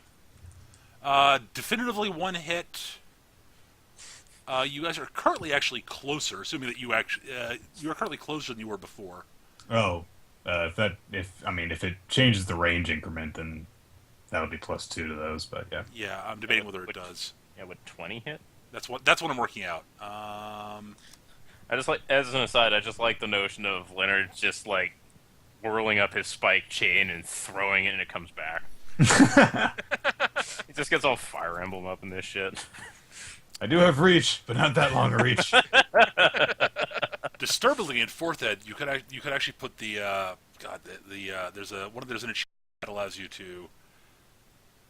Yeah, it's like a thrown weapon enchantment, I think. Yeah, that you can slap it onto any light blade or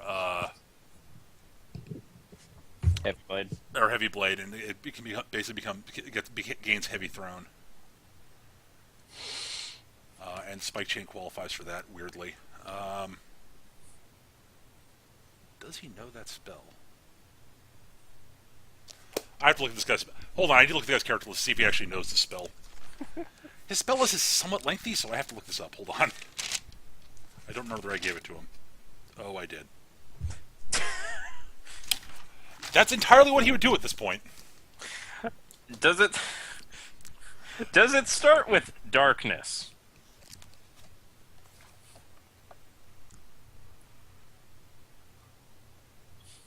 You're not speaking. You're making me worried. What, the words Darkness Beyond Twilight? Yeah, that one. I have no idea what you're talking about, Word. I don't know what that means. We are we are ducking like fucks. It's like, yeah, you thought brace for impact before. Oh boy. Yeah. No, it's not Darkness Beyond Twilight. It's not. It's Power Beyond Twilight, but yeah. Or I forget the yeah. There's a different spell. Power Beyond Twilight, Crimson Beyond the Blood That Flows. Buried in the sea, in the stream of time where your power grows, I pledge myself to conquer all the fools who stand against the mighty gift bestowed in my own world. That's a different translation of it. That's right. Yeah, I was gonna say that's like what? Yeah, Darkness Beyond Twilight. I don't remember the original translation off the top of my head because. I have that memorized actually. I used to. Is he flinging a dragon slave at us? After you actually can sort of hear the indication as his voice rises, and it ends in the words "dragon slave." Yes. I throw a barrel of pitch at him. No! No! No! Yeah, well, you know what? He takes 4 more damage. Okay. Potentially 1 more d8. And a bolt of incredible sorcerer's power comes arcing towards your ship. Yes. Yeah, yes. Word and so yes, Engram and Jaxie recognize this as a dragon slave immediately as you hear the incantation. Can I throw a defense barrier while still holding the dragon? It's 2 concentration things. Can you put a dragon in the way of the dragon slave bolt? That would be oddly appropriate. Can let you me use check. the dragon slave to stop the dragon slave? I'm just checking on what is it to maintain multiple concentrations plus 5 to DC? Yeah, I think so. Something like that. Yeah.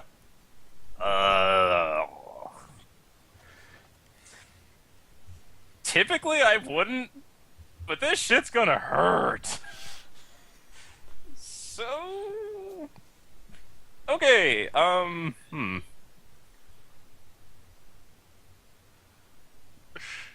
Damn, this is a tough call. Do we get rid of our honor card? Yes. Okay. What good's an honor guard if it don't do no protecting? Yeah, but then we have to deal with dragon. Okay, yeah, I'm gonna have the dragon stand conveniently in the way, a good distance. Hopefully, so that it will get the other dragons blown up instead of us. I'm going to throw a defense barrier around myself, and now I'm going to make 2 concentration checks and hope I don't completely fuck up both of them. So I need to hit 25 for both of these, right? Okay. Yeah, that sounds right. Yeah. Okay. Okay, good so far. Yes! All right, you maintain them. So are you protecting just yourself, or are you trying to sort of deflect it against from multiple people at this point? I'm going to have everyone get behind me, so it's going to have -5 to the effect of my shield, but it'll cover everyone. All right, how big is your shield? I think it's 25. Let me check. All right. Let's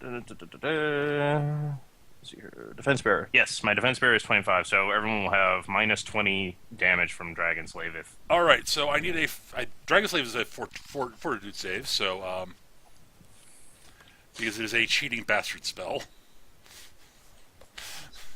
So hey, I actually rolled well. Not that it's going to do any good. What? I think like the minimum save you can get with a Dragon Slave is like 34. something like that. But I'm not going for full actual, numerical accuracy at this moment Right. because, yeah.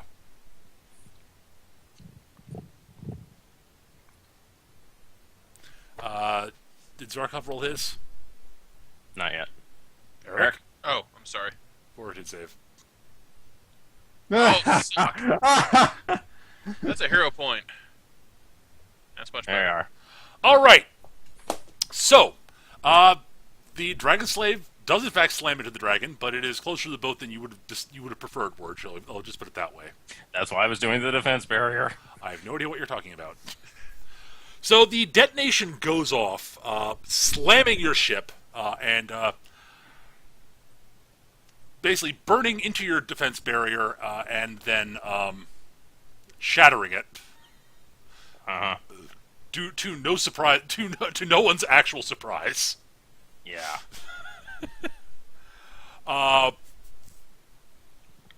Sending you guys sort of sailing. The dragon is not killed or anything like that, but it is badly scorched and is decided and is snapped out of the domination and proceeds to dive under the water. Yeah, go walk it up. Yeah, it's good. Yeah, exactly. It's walking it off. It's gonna Go walk get it up. better, buddy. You did your job. Well done. Your boat goes sort of slewing off to the side at impressive speeds, sort of almost skipping across the water. Actually, pretty much literally skipping across the water. And we are hydroplaning on the broadside of a ship. Pretty much. Awesome.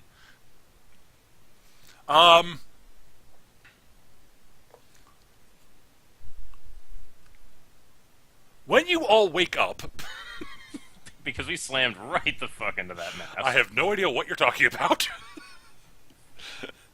The enemy ship is... You can see the flaming enemy ship off in the distance behind you as the range proceeds to increase. Yay. Much cursing. If you could hear him, you could hear him cursing relentlessly at this moment. You see many more attack hills being flung at dragons, trying to drive them off. Way one. And you seem to have escaped. Hooray! The ship is battered and scorched, and I don't think the captain's gonna have us back again. Every time we go in on his ship gets fucked up. he does have that look of, what? Why does this keep happening? He actually is giving you guys looks of, what? Well, that Right was on the right side. Wave one, I think. No, the bright side is your ship isn't that one. You think your ship's bad, you should see the other guys. Well, That's it doesn't seem to exciting. be... Let's do it doesn't- again. It's also still in sailing condition. Amazingly, yes, actually, the other ship is. It still seems to be under sail. Oh, I should have been throwing barrels at the sails. Eh. So your ship continually sort of, your lead increases as you go because you're now in a vastly superior situation in terms of the word. Not the word, wind. That's the word I'm looking for.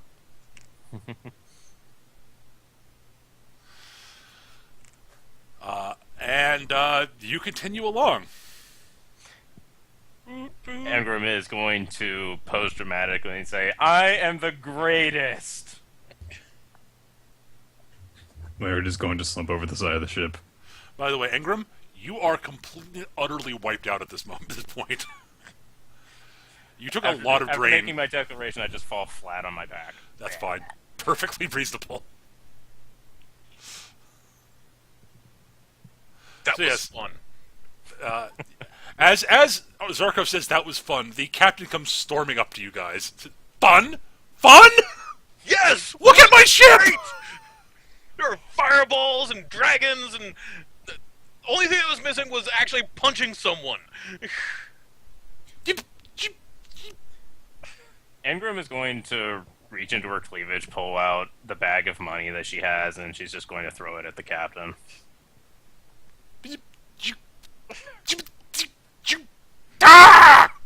grabs If the it bag and makes you storm. But If yes, it makes you feel better, I didn't have fun. he grabs the bag and goes storming back up to the rear deck.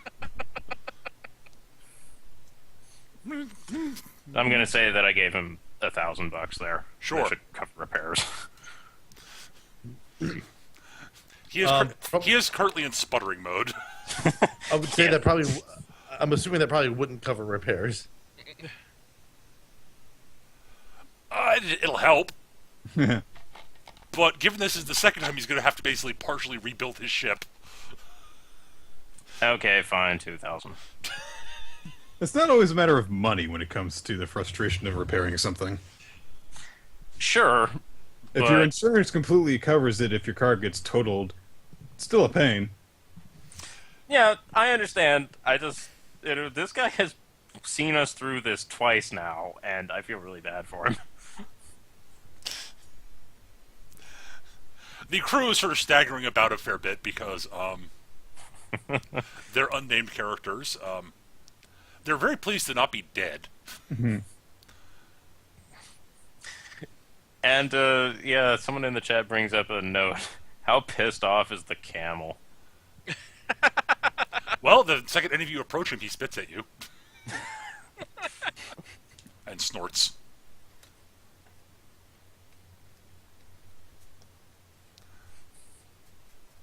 He does not like any of you right now. He's not happy. He was unhappy being at sea to begin with. Like, getting attacked was our fault. Being at sea is entirely the wrong environment for a camel. It is all wrong. There is nothing right about the sea. There is no sand anywhere. You can't drink the water. And there's almost no plant life. Like, less so than normal. And it's cold and wet. It sounds perfect. Given the natural climate of a camel... Not for the camel, for me. I'm just saying, given the natural climate for the camel violently disagrees with you on that point. Andrew is going to go to her quarters. Well, most of your stuff has been tossed about quite a bit.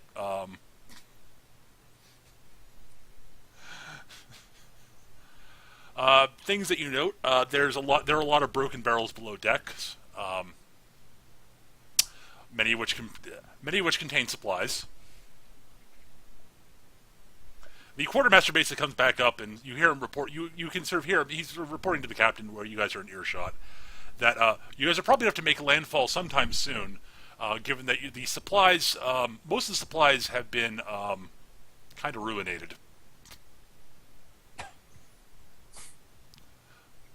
Like, the ship was tossed about more than, like, in a really massive storm would be normally. Right. Hydroplaning on the broadside will do that, I imagine. I have no idea what you're talking about. It's almost, yeah, it's not just some of them are broken. A lot of them went overboard.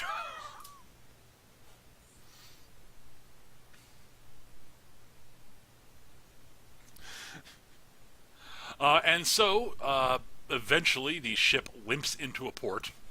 Yay! Not the port you're headed for. Oh. That's still another couple of days north. But is it the same continent? Oh yeah, no. There's only one continent. Well, is it the same shore? Peninsula. Yeah. You're in this. We're on the northern shore, right? Yep. Yep. No, you are not blown outside the barrier. Oh, geez, are we back at the town where we blew up the robot and the town? Maybe.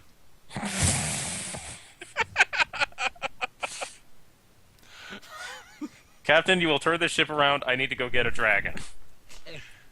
Nobody will know it's us. The captain looks at you. I think we've done enough requests for a while from this ship. You will be very lucky if I do not tell you to get the hell off my ship when we get into port. If I'm feeling generous, I will let you. I will take you the rest of the way. I haven't decided yet. For the record, I wasn't actually meaning that. But I know. Okay. No, he's saying that anyways. Yeah. As you're approaching port, that's what he says. If you are all very lucky, I'm not going to tell you to get the hell off my ship. sorry.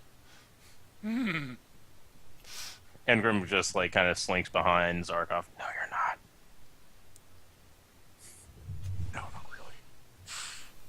That was really, really fun. Totally.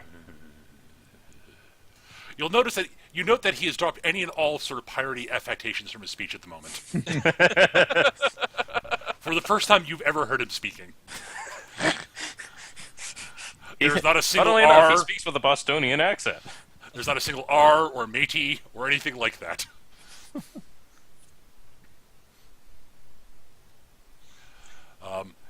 The first mate sort of sidles and says, I haven't seen the captain this pissed in some time. He doesn't talk like that normally. Yeah.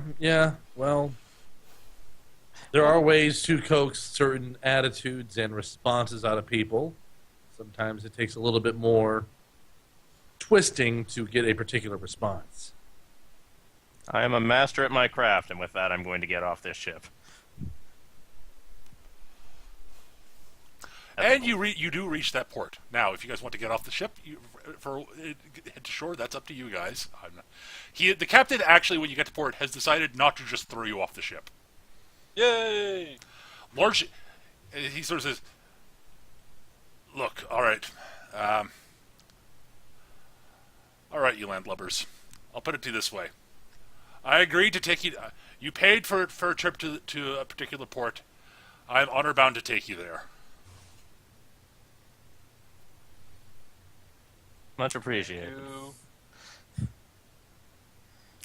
Whether I'll be taking you anywhere else in the future, that's unlikely. But I'll not be throwing you off my ship.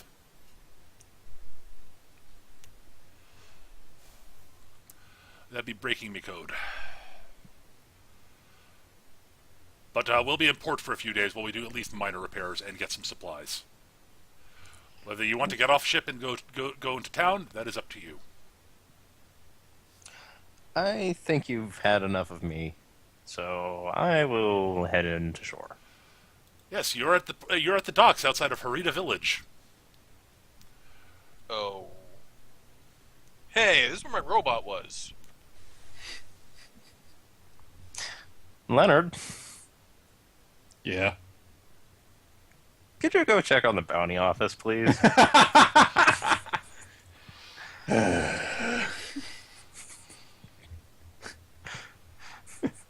I go into town as Leonard. There is in fact a small bounty hunters guild here. And there are 4 fresh bounty posters up on the wall. No. They are all very shocking likenesses of you all. The shocking part's all done by pencil. Oh, jeez. My nose isn't that big. Well, you're not. I'm hoping you didn't. Did you go into town to look at it? No. Okay. You would have a little bit more trouble blending in. Zarkov is Zarkov's totally stubborn and impulsive, but he's not that stupid.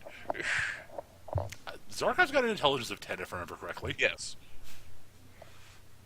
He just doesn't ever think anything through. And he hasn't taken the toughness advantage, so he doesn't have the penalties to make intelligence checks for memory. Right. Oh yeah, I remember this place. Used to be a tower right there. Yep. There's still a crater. You can see the crater on the hill out from the port. What exactly are the crimes listed for us? And the numbers. Well, the bounties aren't enormous, but this village isn't particularly wealthy. But wanton destruction of town property is sort of the big, the thing that leads the list.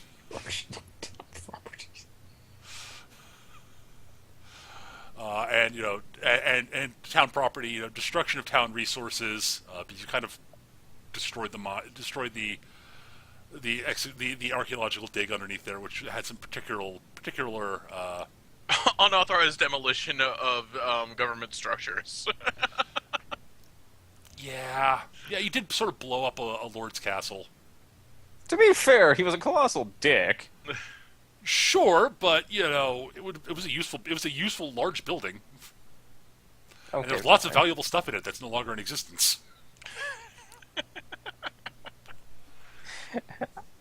Ingram's just kind of standing in the. Is just kind of Destruction floating. of currency. Yeah, actually, all the taxes that they've been over levying on the town. Oh no. Guess where they were stored? Ingram is just levitating above the ship, and she's just admiring the landscape and feeling very proud in an incredibly perverse way. But yeah, the bounties on your guys' heads here are, they're in the hundreds of gold, which is sizable, Right. but Not significant. yeah, bounty hunters aren't going to be tracking you down across the continent for this.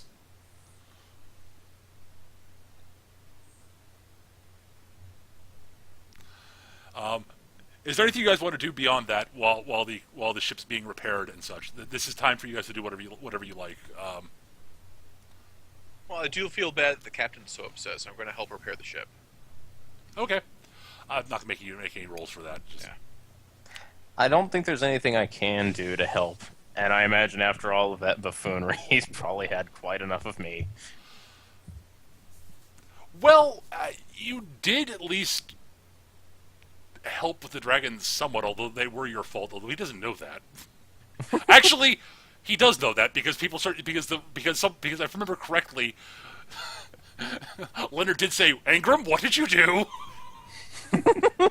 Thanks, Leonard. Blew my cover. Hi, how was I to know that he would notice? Well, he does have pretty good hearing because he does have to be able to hear people shouting at him during storms while sailing a ship. He's very, very good at being a captain of a ship. That is what he does. He's very good at giving orders to his crew, hearing feedback from his crew about what's going on, and sailing the ship.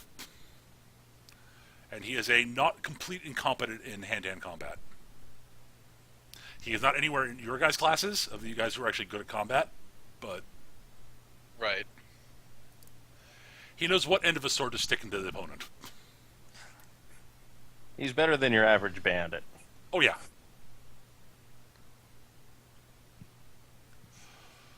So yes, over time, the crew basically gets on some supplies. Eventually, yeah, like the quartermaster comes back to ship and tells you guys probably want to stay on the ship and lay low because Yeah. while he's pretty sure that the locals in town couldn't bring you in for the bounty, they don't really deserve to be blown up for trying to do so. And he's fairly certain that something like that probably would happen. Unless you guys want to turn yourselves in.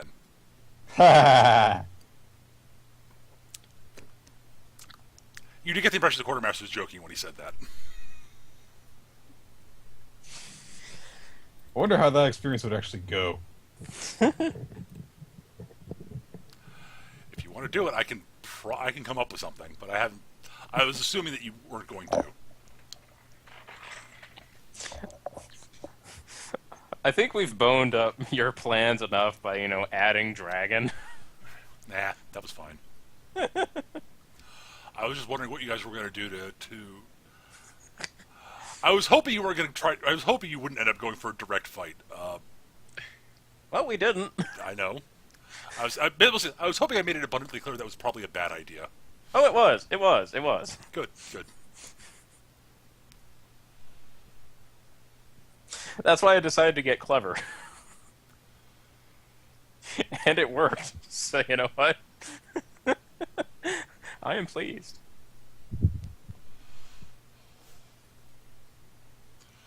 So, is there anything you guys want to do other than sort of helping fix the ship and doing stuff like that? Is there anything you guys want to do on ship before you set sail again? Otherwise, we can have montage of you guys pitching in, helping out. But Montage! Unless someone else says anything. All I can really think to help with is like just levitating some stuff on board.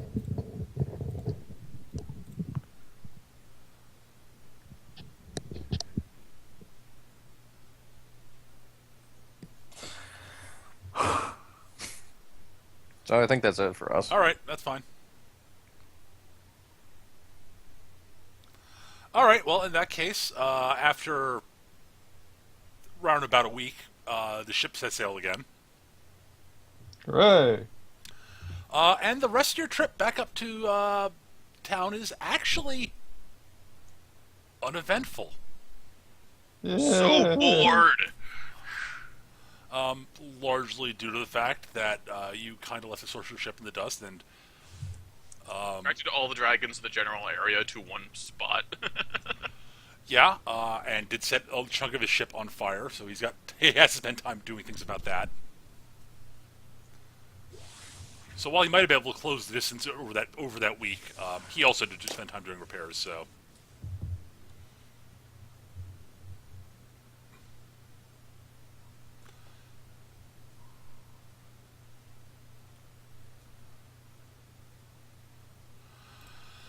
All right. Well, in that case, you arrive back at crap. What was the name of the town? The actual port city. Wrong button. There.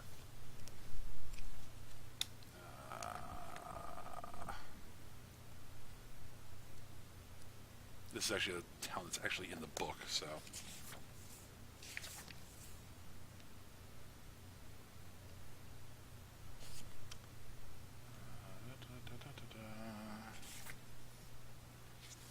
I looked this up and I'm trying to remember where it was.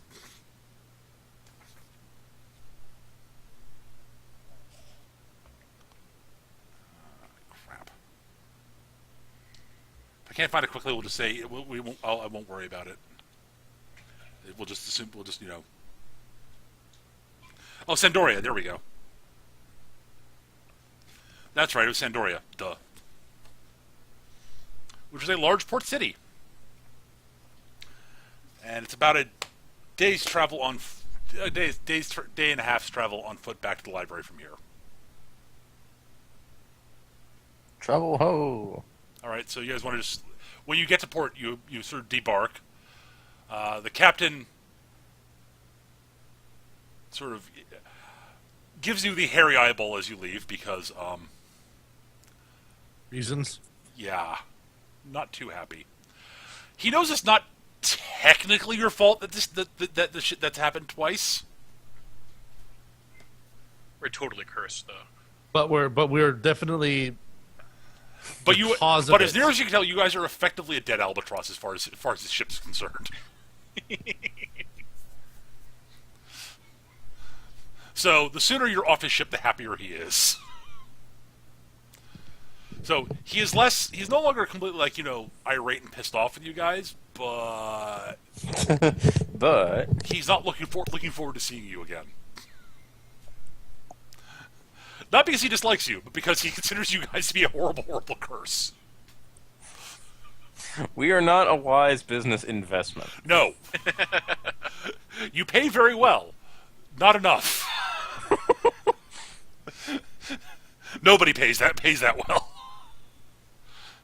Actually, that is basically what he says. Like, yes, I don't hold it against you, but y'all are cursed.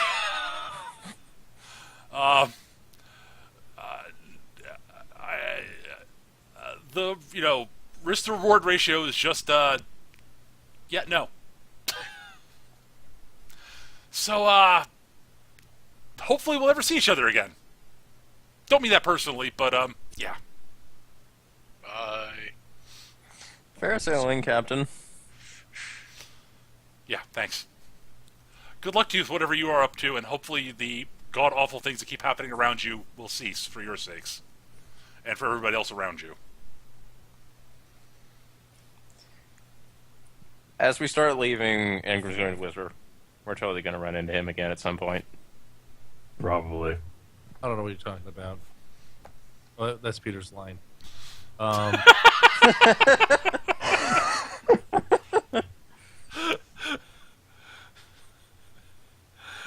line is, I have no idea what you're talking about. Or actually, I don't know what. I don't know what you're talking about. I do say that occasionally. I say that too. Yes, but yes, you're able to get supplies and such. Abu looks happier. Looks happier is the wrong word. Less pissed off. More content, I would say. No, Somewhat placated.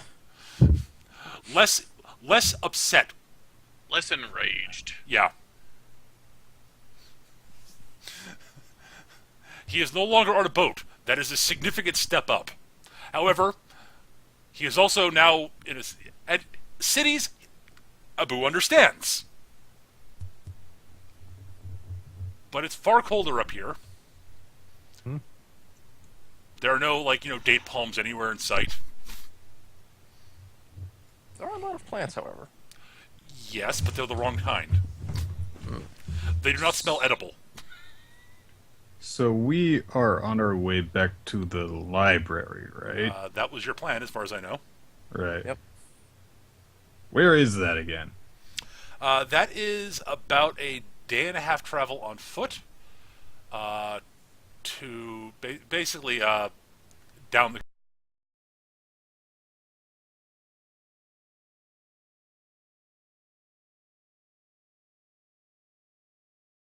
It was on the coast, and it was a fishing village basically that it was near. Okay, so how's the port looking? The port itself? Yeah. Oh, it looks fine. Well, the port town, I guess.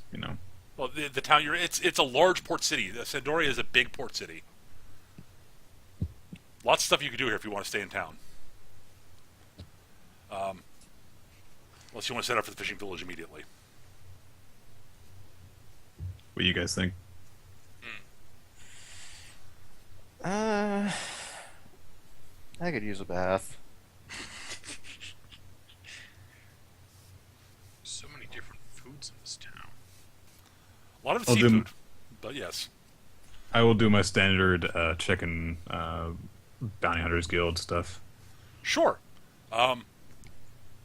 There are plenty of bounties. Actually, there is a bounty of note that you notice. You see a bounty for someone you recognize. Ooh. Well, last time you saw him, he was a large. You've seen him twice recently. Once is a very large, glowing projection off the bow of your ship, and once you're shooting arrows into him. Hey, it's that guy! Yes, it's the sorcerer.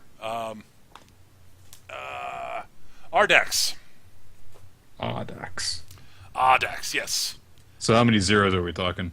A lot. Sweet. Like, honestly, his bounty is like 6 figures. Sweet. How much was the bounty on us? Back south. Yeah. Back down. It back in Arena. totaled out to about 100,000. Like for between a the lot two, of yeah, us. but between the bunch of you is about 100,000. Okay. With the highest This being guy's- for me. yeah. Well, yeah, actually, yes. Ellis's bounty was actually significantly higher. This guy's bounty is on par with Ellis's, basically. No, actually, Ellis's wasn't that bad down there. Well, and that was also like actual Ellis the Blue. Right. So Ellis the Blue's bounty was, if I remember correctly, it was the highest of the bunch. I think it was 50,000, if I remember correctly. I think it was 55. 55. That's right. It was 55,000. Yeah, this guy's is like 150. oof. If only I had shot him a few more times. His list of crimes is impressive. Oh yeah. Yeah. Now there aren't any of those sort of charges of sedition or like they're trying to bring down governments or blackmailing nobles and such. But there's a lot more of wanton destruction, death, and bad, awful things. Contracting with demons, etc., etc., etc. Okay. Also, there are warnings. Oh really? Yeah, Warning: actually, do not shoot this guy with an arrow. well, the warnings are basically something to the effect of that. There's a sort of a tally of the number of bounty hunters who have been known to lose or who are known to have lost their lives trying to bring this guy in. Do I recognize any of those? Yes, actually. There are at least 3 people you've worked with in the past. Ooh. One of them was actually remarkably good, and it was actually like was sort of a skilled. It was primarily a sort of he was a spellcaster. He was a multi-talented. He didn't really have a particular focus in advanced casting, sort of a dilettante in that way. But he called himself a sorcerer. Right then. But yeah, he didn't do so. He is known to be dead, and it's not that correction. No one's entirely certain that the sorcerer killed them, but they all died when it was known they were going after him. All right. Note to self: need more arrows.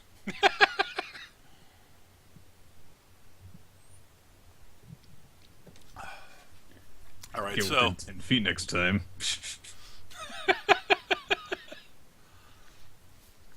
that would help. But yes, Okay. given that it is now abundantly clear that he actually is he does know the Dragon Slave. Yeah. So, that covers me.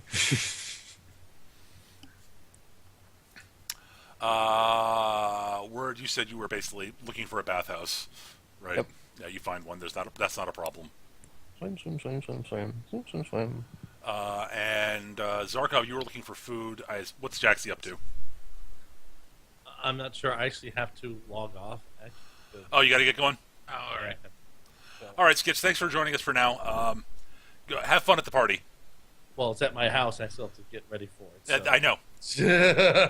I'm I'll just saying try. that have fun during the party, and good luck getting ready Skitch. for it. Take care. Bye, Skitch. All right. We've actually been. How long have we been going? We're only about 2 hours now. All right. We'll probably go a little bit longer. I probably won't get into heavy plot stuff if Skitch is not going to be here, because I don't want to drop heavy plot stuff. Right. Which, when you get to the library, there'll be some heavy plot stuff dropped there. Right. So the new plan is to fuck around here as much as possible.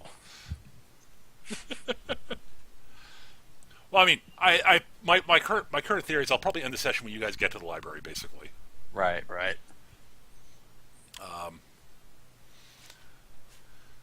Yeah. So,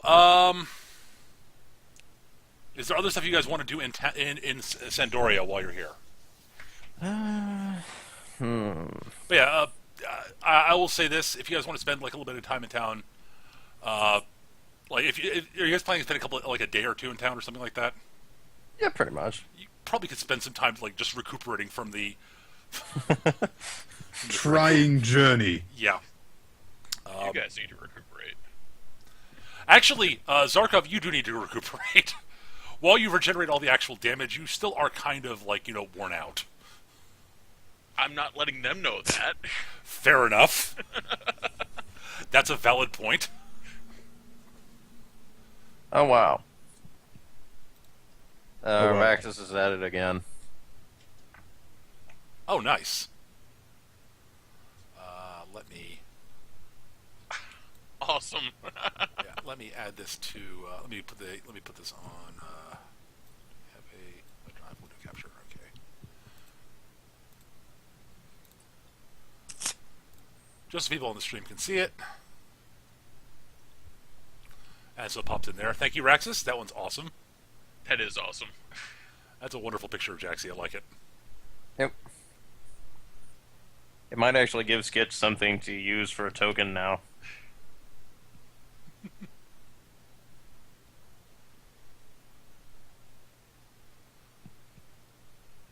All right, there we go. CJ in the chat has Jaxie's name spelled correctly. Yes, it's Jacksy. But yes, awesome, Raxus. I love it. That as is always. great. Lots of fun stuff. It's adorable. All right. I like how Raxus classified Jaxie's class as mage chef. Kind of appropriate, really. Yeah. Yes. That's basically from the Iron Chef competition, actually, I think. Effectively. That seems about right. I mean, it's not all the stuff that he cooked during it, but actually, I think some of that is some of the stuff he cooked during it. All right. All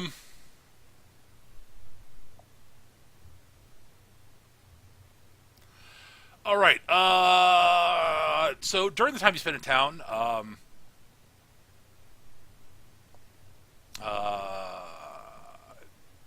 Nick, you're able to sort of rustle up a couple of quick bounties in town by taking out a couple of local thugs and such. Yay! Chump change. Yeah, pocket money basically. Maybe this is like how I unwind. I was kind of thinking This that has might. been a very disturbing journey. I really need to relax. Time to beat up random goobers. It's what you know, so I imagine it's a comforting course of action. Well, he also does it for his own ego, so it's probably what he needs to do for entertainment. Yep. Yeah, I mean, All these scary people who didn't know who I was. yeah, as opposed to people who actually your name. You actually have something of a rep in town here. To be perfectly honest, this is the part of the world where you're actually from. Right. So your reputation actually matters here. Although actually it spread a bit down south also. How did that happen? Well, when you were down there. You were traveling around in your Crimson Shadow guise. I know. I was being... It's not at all Oh. my fault. Sorry, that was a sarcastic, how did that happen? Got it. It's not at all my fault that you have a reputation down south. Actually, a lot of the bounty hunters actually... There's that trio of bounty hunters... Yeah. you actually got a bit of respect for... You got a bit of respect from Vermigund.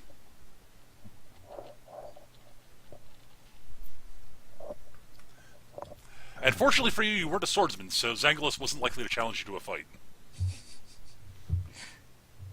Swordsman was his Strangest real suit menu I've there. ever seen. Now, mind you, he might anyways, but it's not like a moral imperative for him.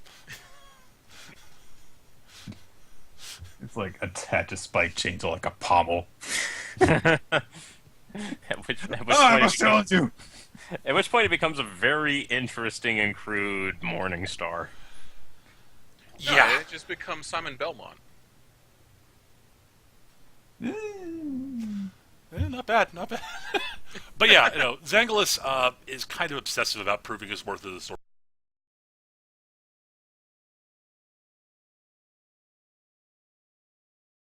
Gowrie down, trying to beat him in a sword fight. Let's see here. Yeah, and he's a tough customer too. Yes. On a good day, he can fight Gory to a draw. When Gorie's not at his best and Zangulos is at his best, yes. Like I said, on a good day. Yes. But it has to be basically if both met their best, Gowrie wins. Yeah. Because Gowrie is basically the best swordsman in the world. So refresh my memory on this stuff. So the items that we are gathering, how many of them are there? There are 3. And we have found the one. You have found the Sword of the North, yes. Okay. There is one other one, and there are 3 items that lead to the Book of Days. The Sword of the North. I forget the names of the other 2 off the top of my head, but there is an artifact, sort of magical pendant, and a staff.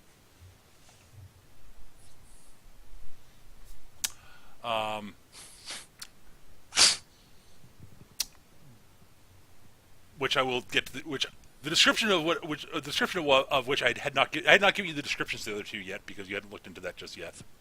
Right. Which you will get when you actually talk to the librarian again. Huh.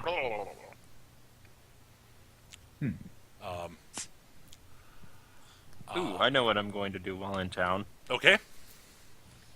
I'm going to look around for someone who can enchant orbs with translation magic. Ooh, not a bad idea. Now the trick is finding someone who can translate Kraken into common. But yeah, I imagine it's like Aquan or something like that. maybe. There's not a lot of people who speak Kraken. For what I'd call obvious reasons. They're not known for carrying on interesting conversations.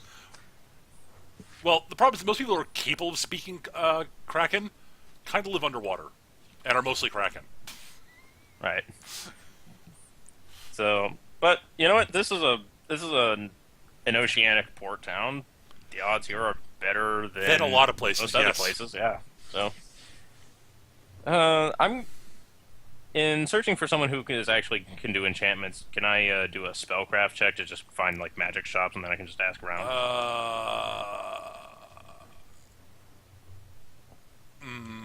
Spellcraft. Or should I do like gather information? Gather information is what you're looking for, actually.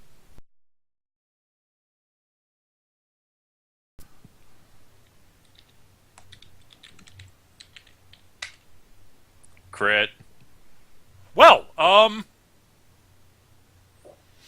right. You were able to track down an enchanter who's also a scholar of obscure fucking of fucking obscure languages. He doesn't know he doesn't know off the top of his head how to translate Kraken into common.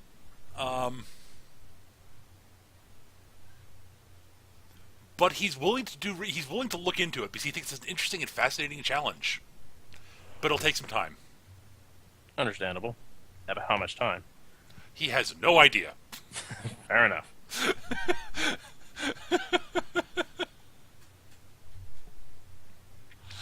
It's one of those, wow, that's a great idea. That you could talk to Kraken, that'd be really cool. There's so much we could learn from them.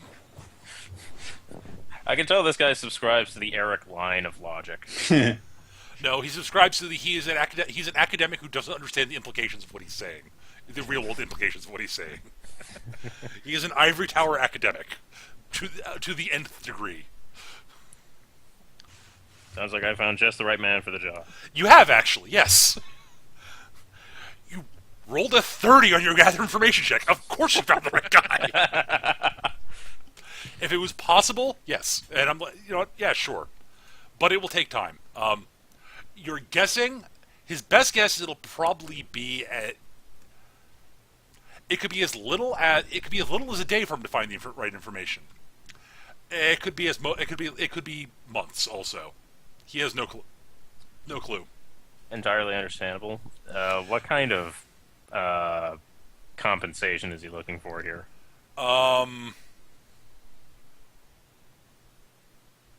That's a really good question. Give me the diplomacy roll. Okay. Let me double check this. I think my diplomacy is 13. Yes, it is. 21. All right, it'll be expensive, but you can afford it. Okay, because I got 1,500 because I gave over half my cash to the captain. Yeah. Basically, it's the actual research part of it. He's probably not going to charge you much for because he thinks it's a fascinating concept. Now that it's been suggested to him. Right, it's mostly for materials. Right. And labor.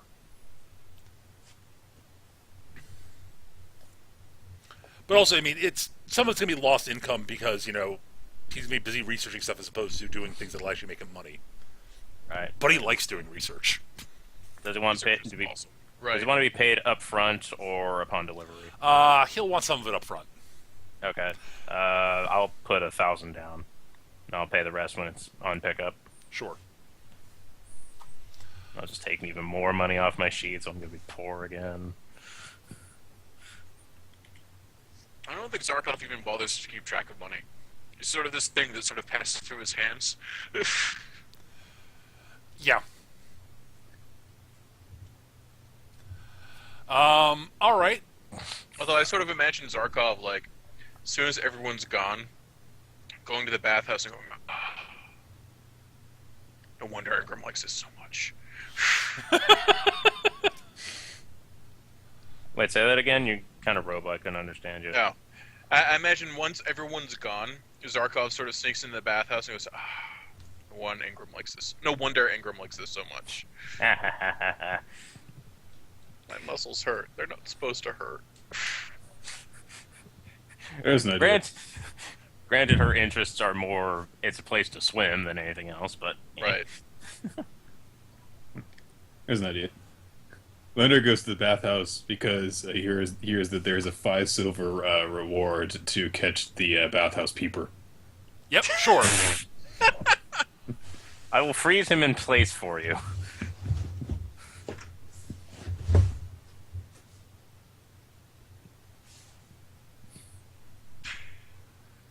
You call it overkill. I call it entertainment.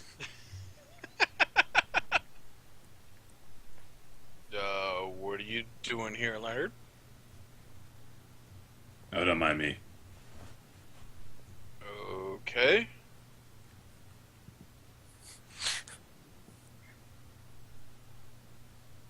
No, seriously, what are you doing here?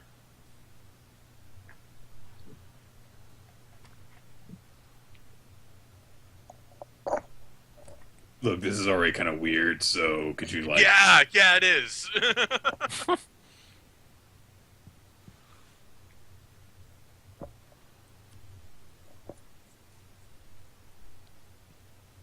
I'm gonna just, could you hand me a towel? Right. Oh, and you might hear, like, squeals of pain at some point, so, yeah. What are you doing here? I'm collecting a bounty. What? I'm gonna... There's criminals everywhere in the city, Zarkov. There are? Yes. There's villainy afoot? You know what I do for a living, right? Yeah, you adventure with us. Do you know what a living is? Yeah, it's where you go and you fight evil. That's just your living, Zarkov. Do you remember what? You didn't always fight evil, remember? No, I used to fight in a ring also. Right, that was your living. I also just did that because it was fun.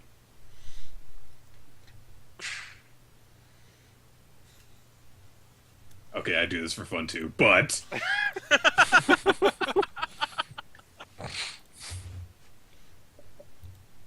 Do you need help? No! So, you think you could wait till I'm done? Well, he's going to be somewhere around here. Why? Who are you I hunting? don't know why. I don't question the motivations of the criminal mind. I just punish them. There is villainy afoot. Yes. Well, then I guess I have to help now. No, you don't. Yes, I do. No, you don't. Evil to prosper, all that needs to happen is for good men to It's not a function. peeping Tom, Zarkov. I think I can handle it. Someone's watching us? Not necessarily. But just in case they are, maybe you should sit down and not stand back up. Oh, right.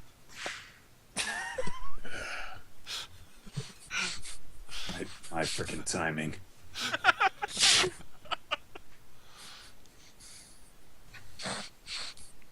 Could have been anyone else, but no.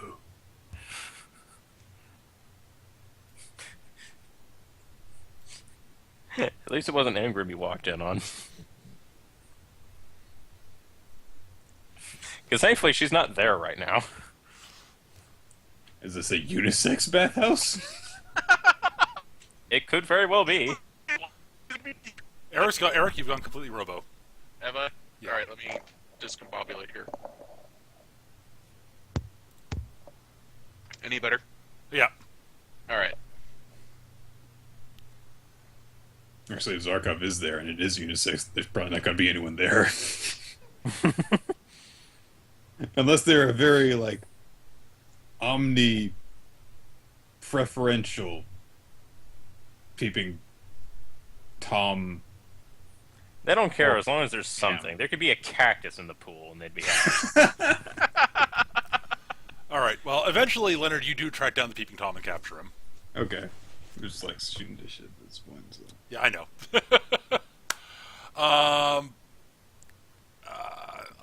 things that happen in town. At some point, Zarkov, a group of sort of a group of people come running up to you, Zarkov. Hi. Oh my God, it's Zarkov! Yes, it is. I strike a. Can we have your autograph, champ? Absolutely. They are huge Saberun Fighting Federation fans.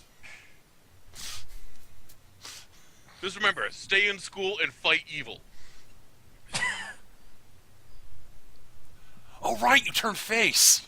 Right, yes.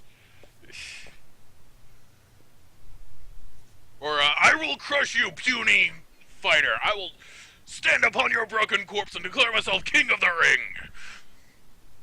Yeah, you're better at the heel stuff. I know.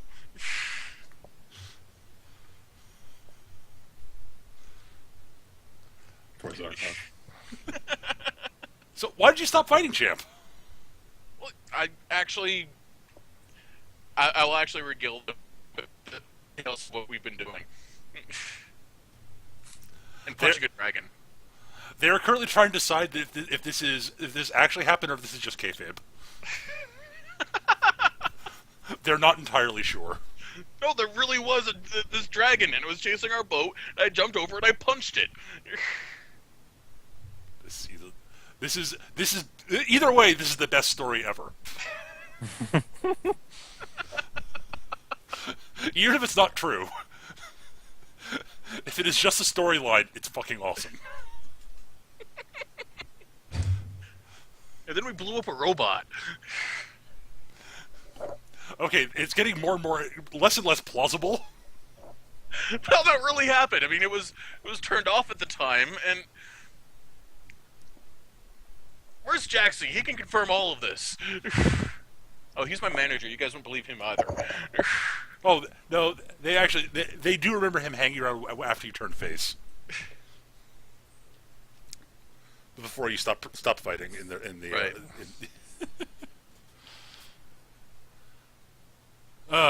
All right. Is there anything else you guys want to handle in town? Like, other things other bits of interplay you want to do, or do you want to move on a bit? I'd like to do some kind of something, but I can't think of something at the moment. I know the feeling, man. Yeah, I know. There's something that we should do. What is it? Damned if I know what it is. Well, there's some other amusing stuff that'll happen when you get to the village, but that won't take too long, I don't think. So we can move on to that though if it's. Yeah, I can't think of anything else that needs to happen in town, honestly. All right. So after a few days of various shenanigans happening in town, before you leave, you do swing back by the enchanter, and he's basically said it's going to take him more time, unfortunately. But he'll keep working on it. Okay. And eventually you arrive in the fishing village, where you are beset, where you run into, squid on a stick. Delicious. Wait, what? Remember the guy with the food cart with squid on a stick? Oh yeah. Now I do. He's there again, and he's offering his wares. He collects many new and different innovations on wards against the monster in the library. Are they all equally delicious? No, they're all equally impractical. I forget how this actually worked last time. It didn't. Yeah. Dude, this is basically cut my own throat dibbler. I asked them when how recently people passed by, like trying to go to the library. Other than you lot,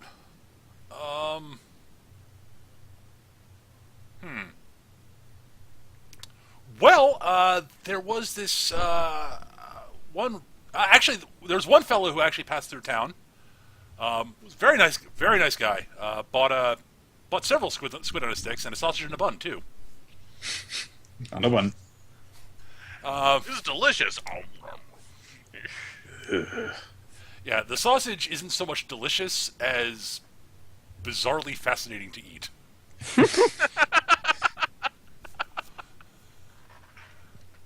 There's just something about it. It's wretched and vile, yet somehow, So it's like Pepsi Blue. yet somehow, you're almost like want another. But you do kinda. It's really kind of strange. But yeah, he says, yeah, it was. He seems kind of hesitant. He seems like he's feigning that he's. You get the impression that he's pretending that he doesn't remember anything about the guy, other than he was a nice guy and bought stuff from him. With a little bit of wheedling and buying various useless or kind of disgusting things from him. And how long ago was this? Week and a half ago or so. It was. He was bit above average height, wolfman with sort of gray fur, sort of grayish traveling clothes. Vargas? Yeah, that was the name. Nice guy.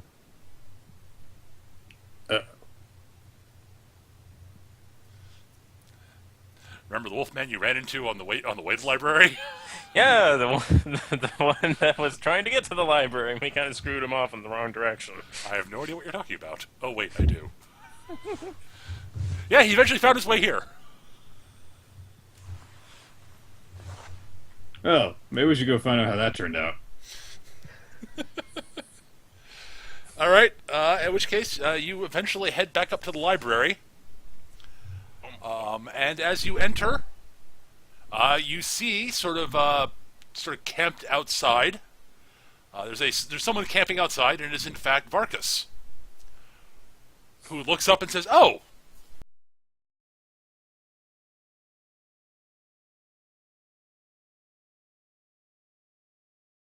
wrapping things up because plot stuff happens after this." Mm-hmm. And I don't want Sketch to miss that. So, Right. thanks everyone for listening. I hope you all had a good time. We'll be back next week with Mutants and Masterminds. Week after that will be Iron Kingdoms, and then we should be on a fairly cyclical rotation after that of each of those 3 games in a row. Games! So we're back on an actual rotation again, guys. Hooray! Hey, provided my job doesn't screw me over. Right. Assuming that scheduling doesn't get involved, interfere in some way, or someone can't make it, or That being said, if I can't play, then the game is Star City. yeah, basically, or if I'm sick or what have you. But anyways, thanks for watching, guys. See you guys soon. If you want to catch recordings of this live, if you're listening to the recording. For watching the recording, we play the games live on twitch.tv/MechaGM, starting roughly around 2 p.m. Eastern. And previous recordings you can find on my blog, which is mechagm.blogspot.com. Thanks for watching. We'll see you guys soon. Bye. Bye.